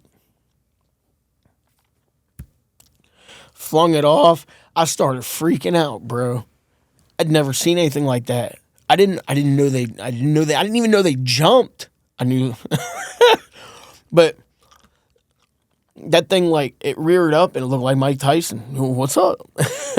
It was ready to rumble. But for 21 consecutive days, and it was during Hurricane Katrina. I remember being in the hole because the sky was so black and the hurricanes and everything. But I didn't know anything about Katrina, though, at the time, being in the hole.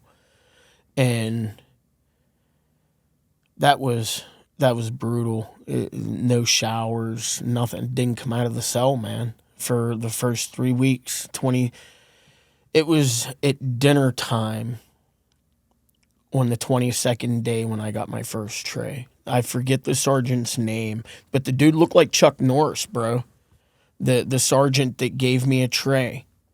He come in and he's like, "You're gonna eat today, Duguay." I opened the tray slot and he gave me a tray. I don't remember what was on it, but I know I got sick because I hadn't eaten. When I first went to prison, I weighed 327 pounds. When I come home in July of 2005 and 2007, I was 205. And I credit a lot of that, to being active. Being in prison, I was very active. Sports, ran around the yard. That's all I did. I really wasn't I wasn't a weight pick kind of guy. I was the sports guy. I played handball, basketball, soccer, softball, floor hockey. It didn't matter. Who do you associate yourself with? I associated with everybody. It was like I played handball with the Puerto Ricans and the Spanish dudes, and I played softball with everybody. Played softball. I played basketball with everybody. It was most of my family. A lot of people don't know, but a lot of my family is mixed. So my mom was, growing up, it was, that mindset of date your own color. I don't look at life like that. I don't see color. I see character. I don't care who you are or what you are. I care about how you present yourself and how you carry yourself.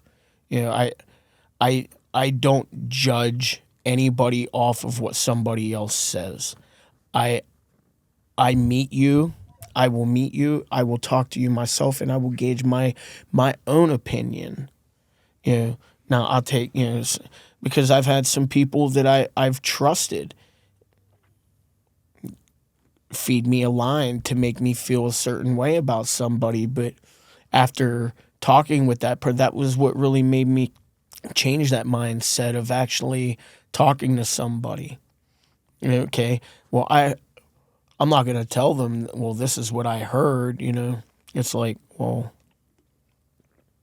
I bring it up in topic, just in discussion, and it's like, well, okay, they're wrong about this person. And then I try to mediate that. Like Colin and Chucky.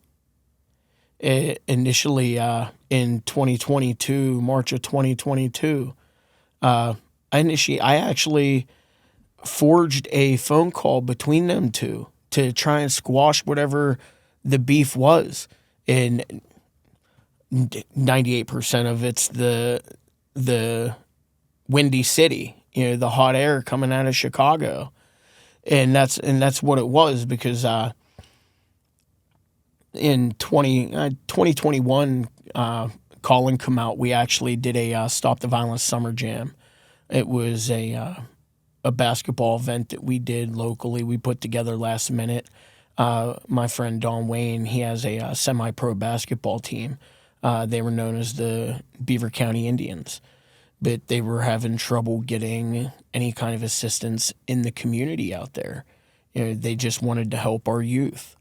And we partnered up, and I reached out to Colin, and he come out and played in this basketball tournament. Him and his boy Fatty, they come out, and we played in this basketball tournament. He got in the dunk tank. He engaged with the community. And then that was actually in August of 2021. And he was going to come out for our golf outing, but he had to see parole. Mm-hmm. And so the audience knows you're referring to Colin Ray, who was one of the guests on our show. Friendly Felon. Yeah, Friendly the Felon. Friendly Felon. One of the original prison TikTokers. Yeah. He's the OG prison TikToker. I'm the OG productive felon. OG productive felon. I say that because honestly, looking at and hearing a lot of your guys' stories, a lot of you guys have been doing this since 2015 and on.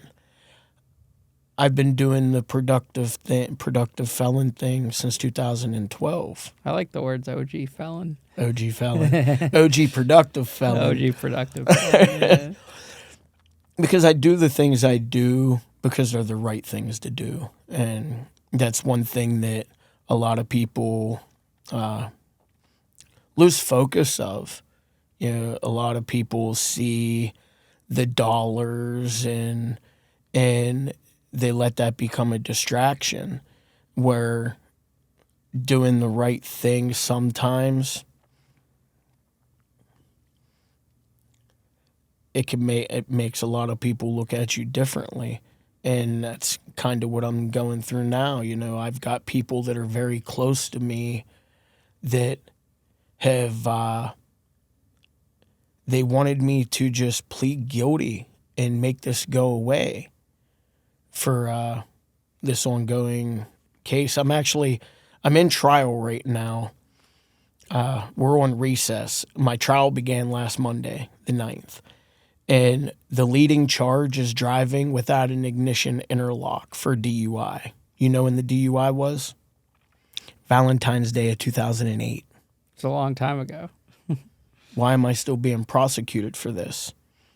Because the Department of Corrections failed to send the paperwork when I completed therapeutic community.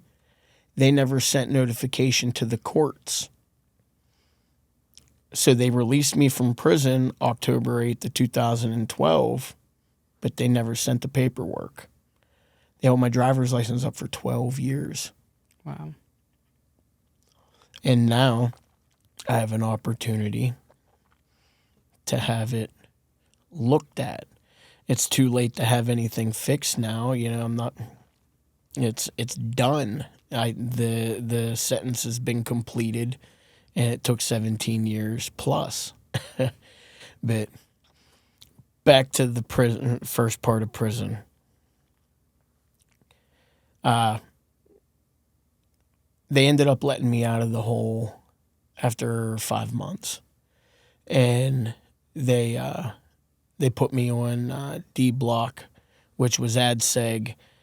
For my transfer, they were transferring me to my home jail, and when they sent me over there, Cassidy was actually on that block. The rapper? He was there for his eval, because that was when he had that shooting of the Young Bucks down in Philly. And they transferred me out. I ended up going to SCI Illinois. And that was my home jail. I got there December 18th of 2005. What was the biggest differences between county jail, because you were in and out of county jail, and then, going to the actual state prisons? Oh, wow.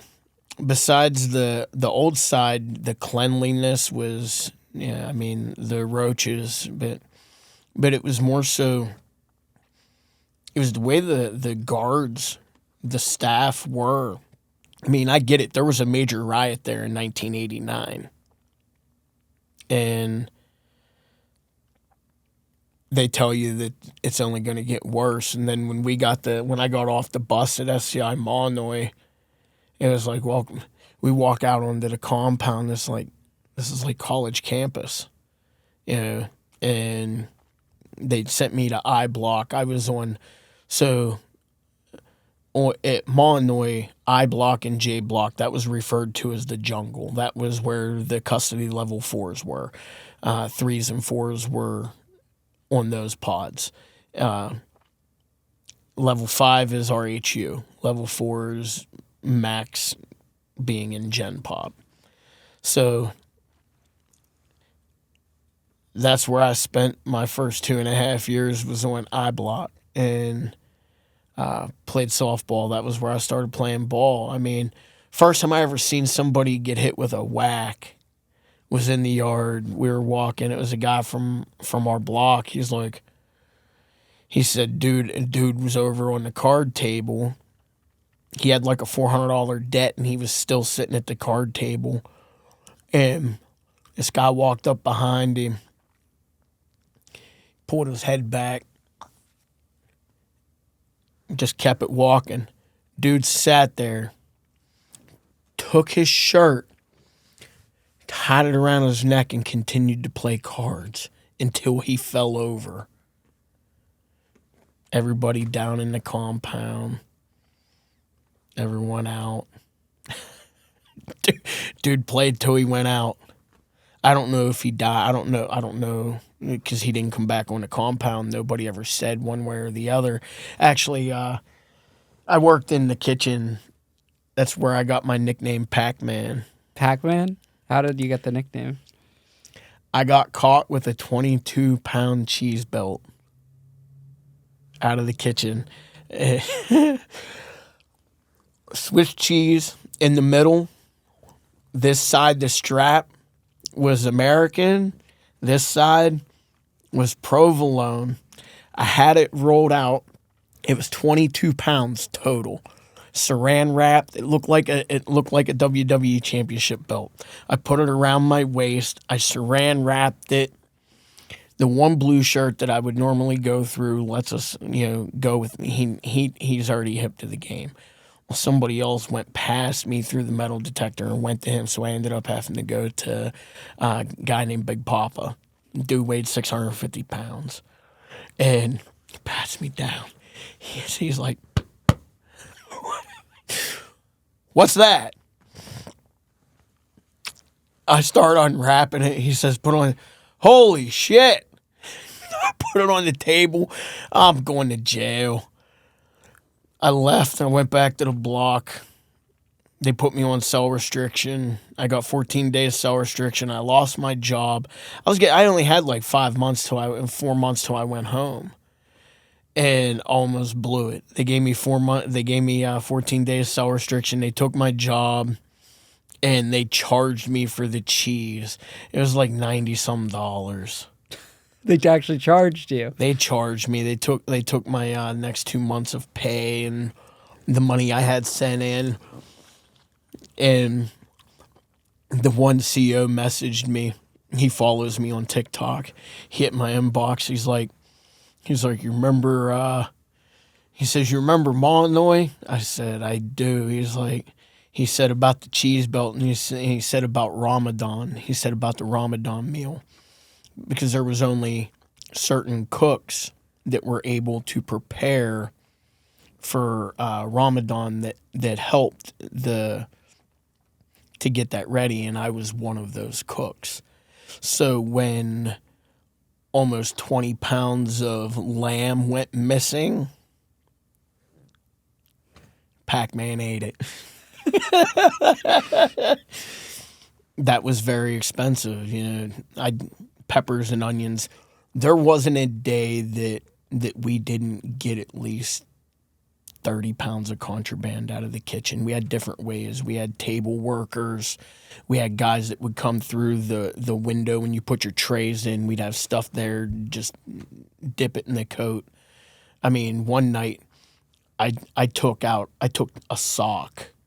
I took a dozen raw eggs out of the kitchen back to the block. It looked like I was riding a horse, but I got the eggs back without breaking them. That dozen eggs, that's some money in there. It's a good hustle. Yeah, it's a good hustle. And then when I went to Greensburg on my last stint, that was I pretty much helped run the kitchen down there. We had carts every block. We was getting stuff to the RHU. I was supposed to come home April 26th to 2008 for I got paroled. This is the first bid at prison. The first bid. You get out. How old are you? Probably like 20. I was 20. 2007. I just turned 26. Okay, 26. You're out. What happened? I was I blew my knee out a week before I got out. I was April 19th. I blew my knee out. I was supposed to come home April 26th. They wouldn't medically clear me. They held me up until July, which ended up becoming a blessing. My identity was stolen while I was at SCI Monoy. Somebody using my name, social security number, date of birth was arrested for grape in Louisiana. Dude's darker than your tracksuit. And I didn't find this out until after I violated parole, and I went back. And my counselor's like, they called me back from yard to pack up. They were moving me to BB. I'm like, why am I going to B block? You have to do the SOP, sex offender program. For what? I don't have any crimes like that. Well, right here, she would not listen to me, bro. It came to the point where they called the search team, security, to take me to the hole. I'm like, they're trying to make me go to B. I don't have.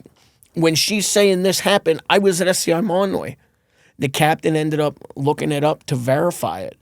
The charge was July 8th of 2007. I didn't get paroled until July 25th. So now I get a little 4-digit PIN every year from the IRS to file my taxes. And that saved me from having to go through a lot of stuff, because there's dudes on that block that they were going through the estrogen, and it's just like, what in the world? But I come home July 25th. They didn't do anything about my knee, so I come home August 2nd. I went out and got my son. First time I got to meet my son. He had just turned 2. We went and got him. I had him for a whole week. It was an amazing week, yeah. And I ended up having to have knee surgery. I went and had my knee looked at. Come to find out, I completely obliterated my ACL, my LCL, my PCL, my MCL.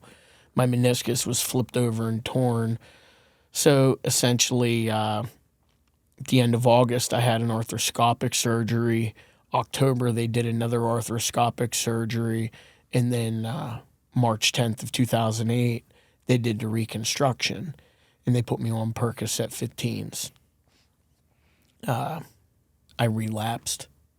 I started eating pills. A friend of mine ended up getting into a fight at a bar with another friend, and he ended up dying. And there was donation containers set up in different bars and whatnot in the area for him, for the family and whatnot. And the one night, the one bartender had called me and asked me about picking up one of the cans and taking it to the family. Full-blown addiction. I took the can, and rather than take it, I took the $26 and change that was in there, and I went and bought a couple of pills because my prescription was out.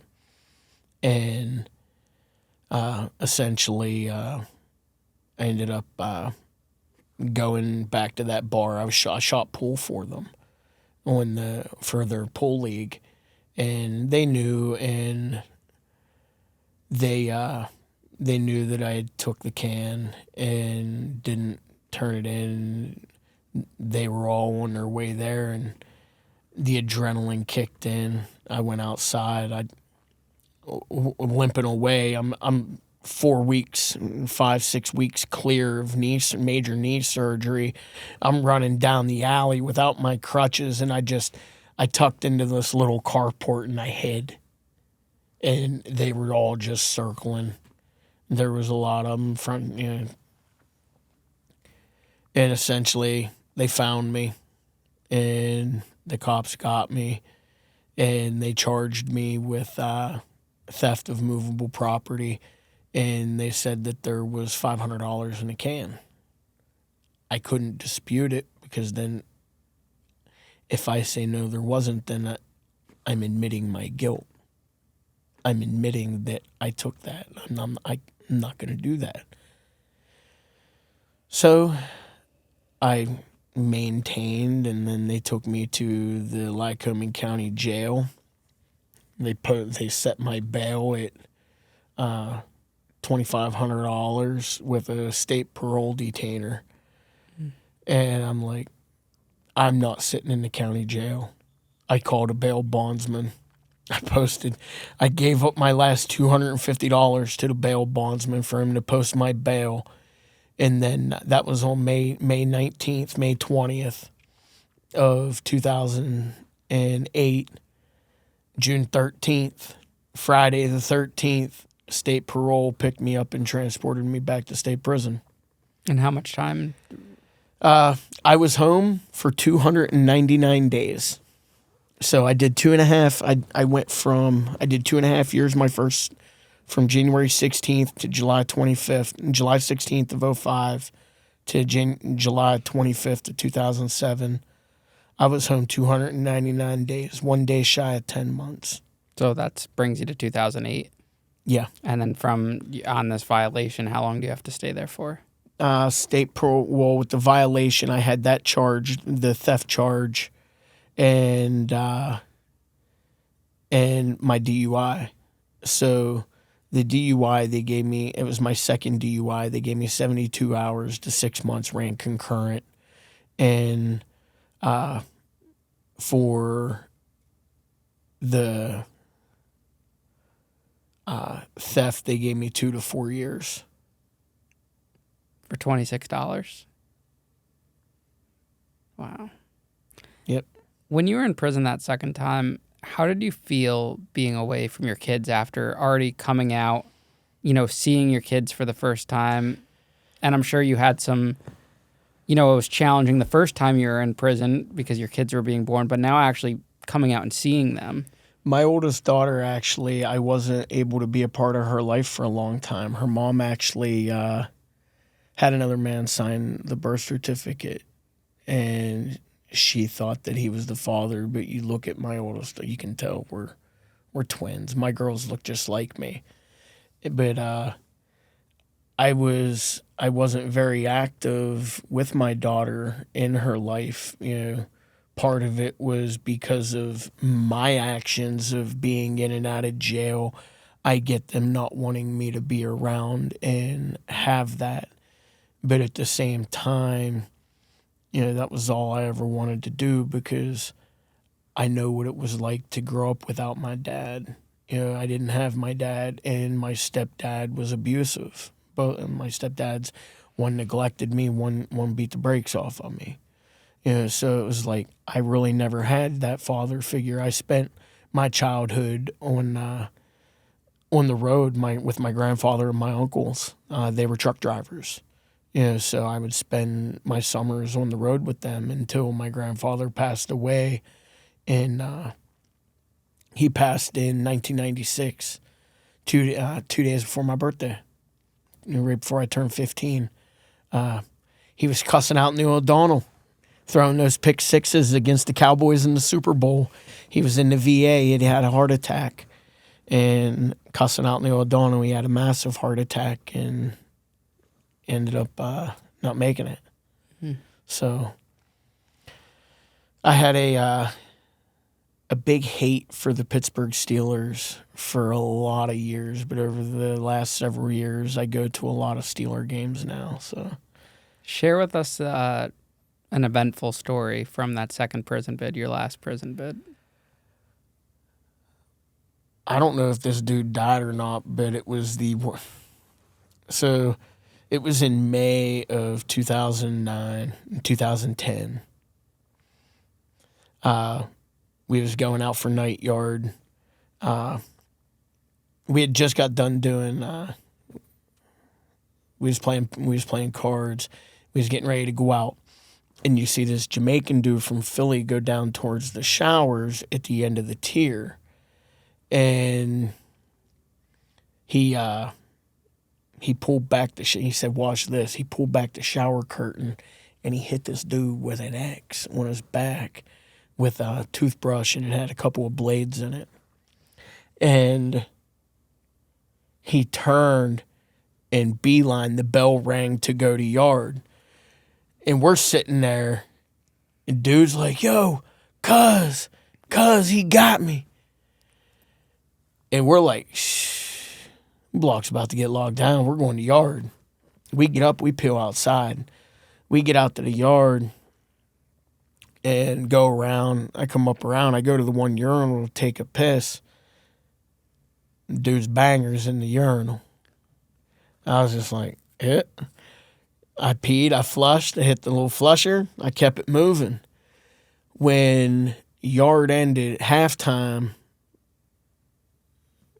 half the yard went in. Then night, at the end of the yard, we were going in, and I don't even remember who I was walking with. We were coming up on the gate to the grill door to go into the block, and the dude that got hit in the shower and another dude were waiting. I seen them. So dude goes through the door, and then there's like 6 of them. They all got stuff, and they all just start sticking this dude. And he turns and he runs back out through the grill door. He runs into us and pushes us out of the way. They come out behind him, and he's running, and dude bends over because his pants fall down. So he bends over to pull his pants up, and I'm going to show you the boots that they were wearing. And he kicked this dude, the dude he had multiple life sentences. He kicked this dude in his mouth, straight back, and they just started sticking him. Dude's got a chunk of chain link fence this long. It's straightened out to a point. The whole team, everybody had it. Bro, you could see it going in the front, and it was coming out the back. I don't know how many times they got him, but they're kicking him in his face, and they're stomping on his face with these boots. And it's like, and then all the guards come in, and they finally stop. And dude's like, "Don't fucking touch me." And he took his thing, and he tried to throw it up on the roof. It rolled right off. The tissue. The sad thing is, the dude that got hit in the shower and was part of that, he had 5 months left on a 2-year sentence, maxed out. I don't know if he ended up I'm sure he probably caught charges for that, but that was one of those street beefs that, man, I saw that, and it's like, my adrenaline's rushing, and it's like, is this dude dead? I never saw him again. I don't know if they transferred him out. I don't know. But watching what happened, I don't know how anybody could have survived that. How old were you when you got out of prison? 20. I was 26 the first time, and then when I come home in 2012, I was 31. I was just getting ready to turn 32. And you haven't been back since? No, not the state. I've been out of state prison since October 18th, 2012. I actually requested to go to a halfway house, and they ended up sending me to Warnersville CCC down in Reading, PA, and I was there for 60 days. They made me do a violence prevention program while I was there. So when I got to the halfway house, day one, my first day out, I got there day one, the 18th. The 19th, I went out and I got a job. Day one, I got a job doing roofing. And I ended up working for that roofing company until December 18th. It's crazy because December 18th of 2005 was when I got the SCI Mononoy. December 18th, 2012, I'm going home.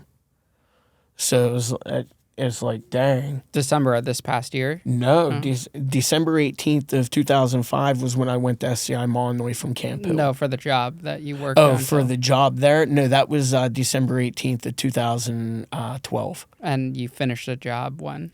I left the job. When I left the halfway house because I ended up, that was my 60 days. So I left at midnight, and I ended up getting a job in the oil field. Why this time around did it finally click for you to turn your life around after all those years, after spending your 20s in and out of jail and prison? What was it about this time, this moment in your life that put you on a different trajectory? Understanding the ripple effect. And that would be more so looking back at all the stuff that I missed during my incarcerations. I blamed everybody else for not being there for me. It was my mom's fault. It was the judge's fault. It was my uncle's fault. It was my fault. Nobody can make my choice for me. I made the choice to break the law.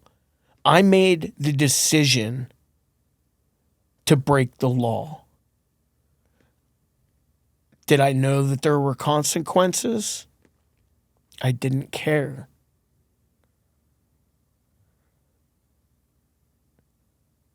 But when I went back and I started to come out of this state of addiction, because I was in full-blown addiction. I was eating 90 Percocet 15s in 2 weeks. And the script's supposed to last me 30 days. When you're in addict mode, everybody around you can see it. And no matter how much you try and hide it, it's very plain and clear, because you're not thinking clear. Your mind is altered. And that really made me sit down and think about that. You know, I got back to prison on June 13th of 2008. June 7th of 2008 was not only my son's third birthday that I was missing, I just missed his second birthday. I come home 2 months after his birthday. Here I am, I'm going back to prison 2.5 weeks before his third birthday. What kind of dad is that? And then my youngest daughter, her mom was pregnant with her at that time when I went back to prison. And that was a wild thing. You know, when I found out she was pregnant in December, you know, we had met in like September. We met when it was before Facebook. MySpace. Yeah. We was on MySpace, and this girl messaged me. She lived up by Williamsport, and we got to talking. I'm 26, she's 18. We meet up, we hit it off. We start seeing each other. We physically meet in November, and we hit it off. And come December, I get a phone call, and it was from her, and she was crying. And I could hear her mom in the background. And she says, "Tell him." And my mom's standing there, and I got her on speakerphone, and she tells me she's pregnant. I'm like, okay, we can do this. I'm not going nowhere. I'm here. And then you hear her mom tell him the rest. I'm 16. I'm 10 years older than this girl. She told me this entire time she's 18, and now, she's 16, and it's like, her dad's pissed. She says, my dad's calling the cops. All right, looks like I'm about to be going back with a tough one. So we talk, and we end up off the phone, and I went outside, and I sat down on the porch, and I just waited for the cops to show up. They never showed up. We stayed in touch over the next couple of months, and at this point, I was starting to use pills more frequently because I had just had my surgery. I found out she was pregnant in December. March, I had my surgery. And we were talking. I was doing what I needed to do as a soon-to-be father. And then her mom completely cut contact. They were moving to Tennessee, and we still stayed in touch. I was making arrangements to go down for when our daughter was born. She was born on August 6th. So I was making arrangements. We were talking. I was still going to be dad even if we weren't able to be together. This is a unique situation here. So I end up going to jail May 19th. She knows nothing. No contact. I go back, I get upstate. My brother, Robbie, the one that passed away in March of 2009, he got married on June 7th. I was supposed to be at his wedding. Wasn't able to be there. So I'm looking at the ripple effect of my decisions and how they're affecting everybody else, and then looking back on the decisions I made in my first time in prison.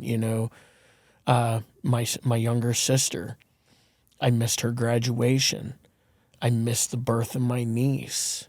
I missed my sister's prom. I missed everything.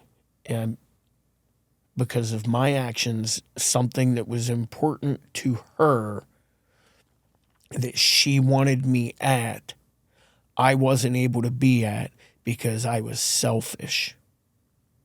And I lacked accountability. And here we are, all these years later, realizing that change is possible. The impossible is possible.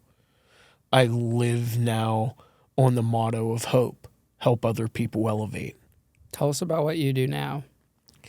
I am currently, for another very short period of time yet, will be a union laborer. For the last year and a half, I've worked in the Steelworkers Union in Pittsburgh. And my passion, though, and my main goal is the Donnie Donut Project, which is my 501c3 organization that I started in May of 2020 during COVID. With at the time, with all of the the uncertainty that was going on in the country with COVID and just all of the separation that was around the time, the stuff happened in Minnesota with George Floyd. And it's like looking at all of the hate, it's like, I've got to do something. I was part of the problem. I helped create that divide between law enforcement and community because I led a bad example. So it's up to myself and to others to get back on track. It's up to myself and others to help our youth. It takes a village to raise a family.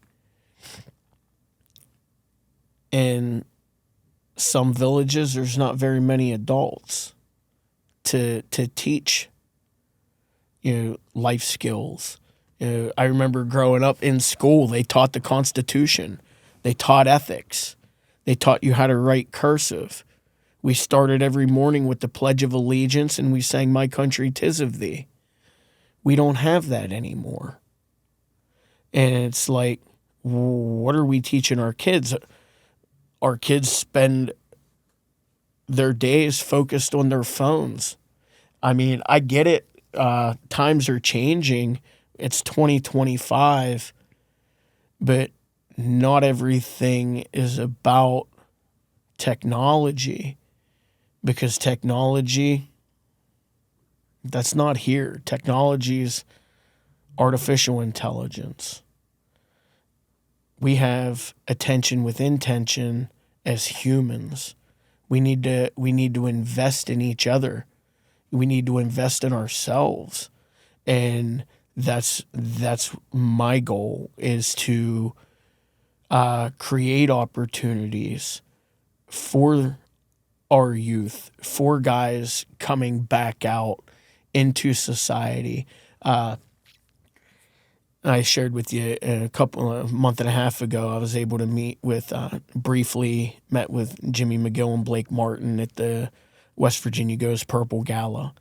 And what Jimmy does with recovery in Arkansas is a loud and clear statement of hope.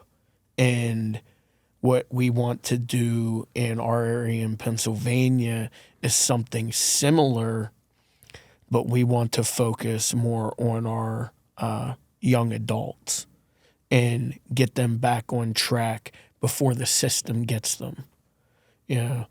So we have this week, this coming Saturday, we have a fundraiser that we're doing where we've partnered with another organization in our area called Suicide Prevention and Awareness. It was founded for the brother of my friend Anthony. He committed suicide in September of 2004. He was an Ohio State University alumni, so and a lot of it had to do with mental health. So in our area this school year in Beaver County, I believe there was at least 5 students that took their lives.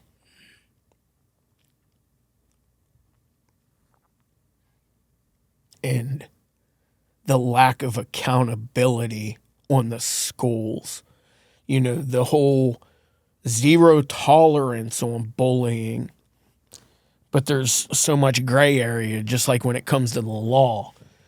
As a parent, as a suicide survivor,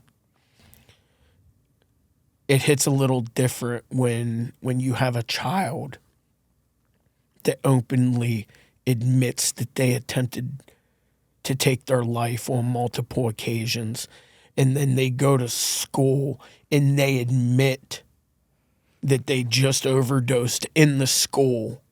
They admit to shoplifting alcohol. It's a cry for help. The school's answer, 45 days in Class Academy, which is an alternative school for bad kids.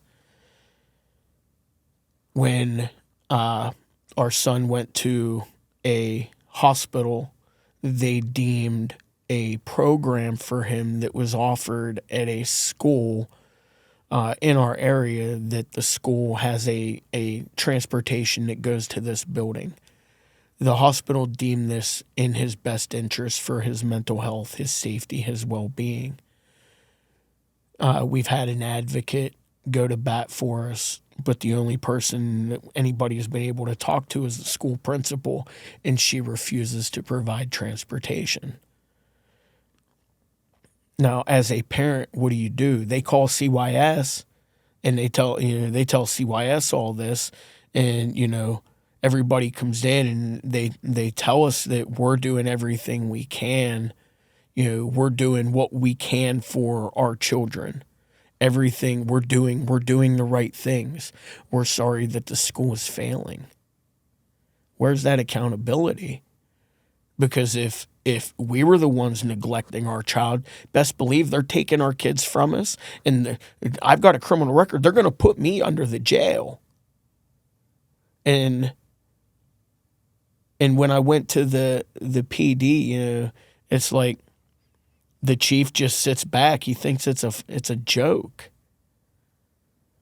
And I told him, I'm like, you got kids taking their lives. There was I told you about the shebangs out there recently. There's a place in our area called Moe's Market.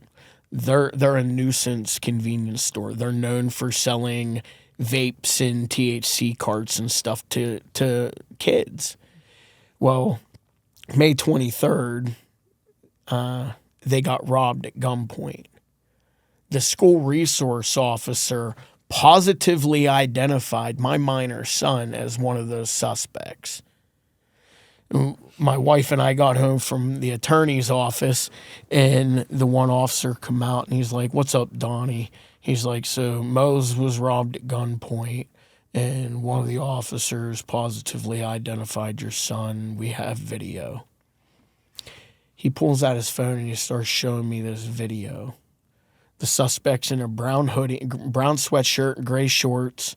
Suspect number 2 is wearing a red hoodie and a shiesty mask, and suspect 3 is wearing a gray hoodie. Well, they identified my son as the kid in the brown sweatshirt, and we're looking at it, and I'm looking at the sweatshirt. The sweatshirt's wrong, and then I look down at the kid's legs. There's not a tattoo on this kid's legs. My son's legs are covered in tattoos. He's 17. And I'm like, then he looks at the camera. I'm like, "Can you back that up?" He backs it up and he pauses it. That's not my son. Look, nothing like my son. Then the other cop was like, "Well, there's another suspect." And that was the suspect in the gray hoodie. He comes out there. That's not my son. Well, then it went to the suspect in the red hoodie was potentially my son. Well, you can clearly see the suspect's left hand. So I asked if there was a tattoo on his finger or on his hand. Guess what? There's not. A tattoo on the finger. So we review the security camera from my wife's house. I actually posted a clip of it. The cop who identified him stepped in dog shit in my backyard. And it just so happens to be that same cop is the cop that I was supposed to box in 2022 at the Bridger Brawl. That's funny. Anthony Fan. Now, Shaun, before we wrap, I know you want to show off some of the gear you brought, some prison material. Yeah. Do you want to show the audience that? All right. So these are authentic Department of Corrections. I brought a little something for you. What is the stinger?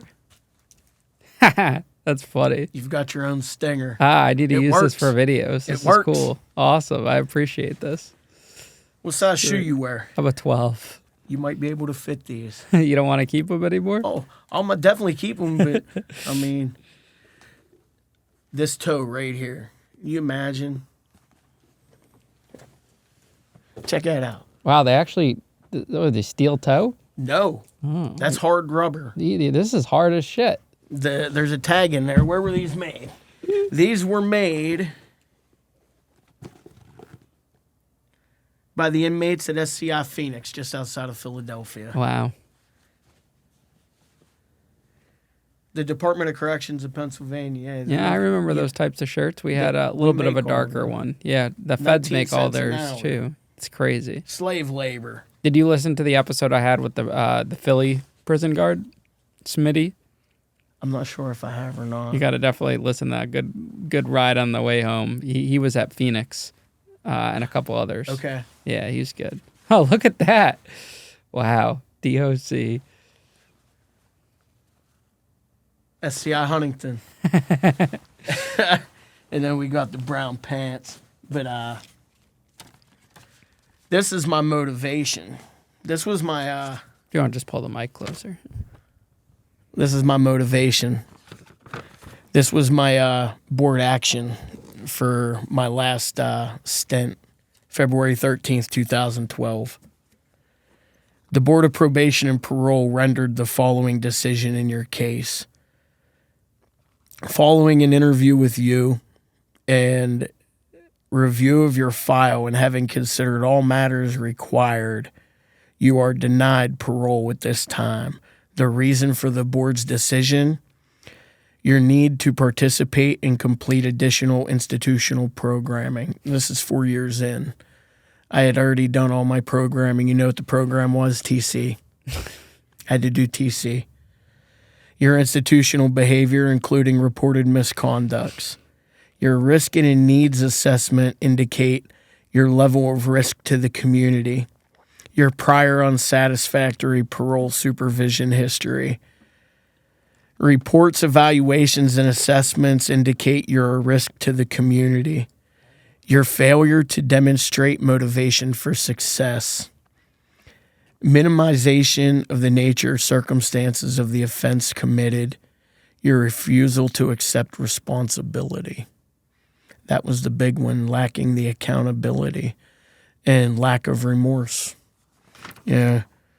They reviewed me again in July, and they paroled me upon completion, and that's what sent me home in October 2012. And now here you are. And here we are, July 20th in Ambridge. We're actually hosting a free concert with Rare of Breed, Just Nate Music, and DJ Win. I reached out to them about doing a show here in our area, and when the management team called, we got to talking about tickets. And he told me that at the end of Rob's show, he does an altar call. And I was like, man, an altar call, I can't see charging somebody to hear somebody's testimony. Can we do this for free? So we were able to discuss that. And July 20th, we're going to host a free concert. An all-day music festival. We have Jam Master Jay from Run DMC. His nephew, Bo Skaggs, is going to be performing early in the day. And we've got a couple guys that are going to share a testimony of hope, guys that have been through the system that are trying to help other people elevate. And then that concert. And then on July 26th, we're having a pro boxing event in Ambridge at the same location, and we're currently looking for some exhibition matches. That's awesome. So, but I want to thank you for having me on, man, and I'll keep you posted on the outcome of this trial, because when this is all said and done, Beaver County is going to meet Jack. Justice, accountability, change, and knowledge. Shaun, I really appreciate you sitting down with me today, man. I'm glad we got to do this. It was a pleasure to meet and chat with you. And I wish you the best with everything you got going on. We'll have the links to everything, your socials, your organization in the description of this episode. Thank you. Thanks for having me. Thank you, man. Safe travels back.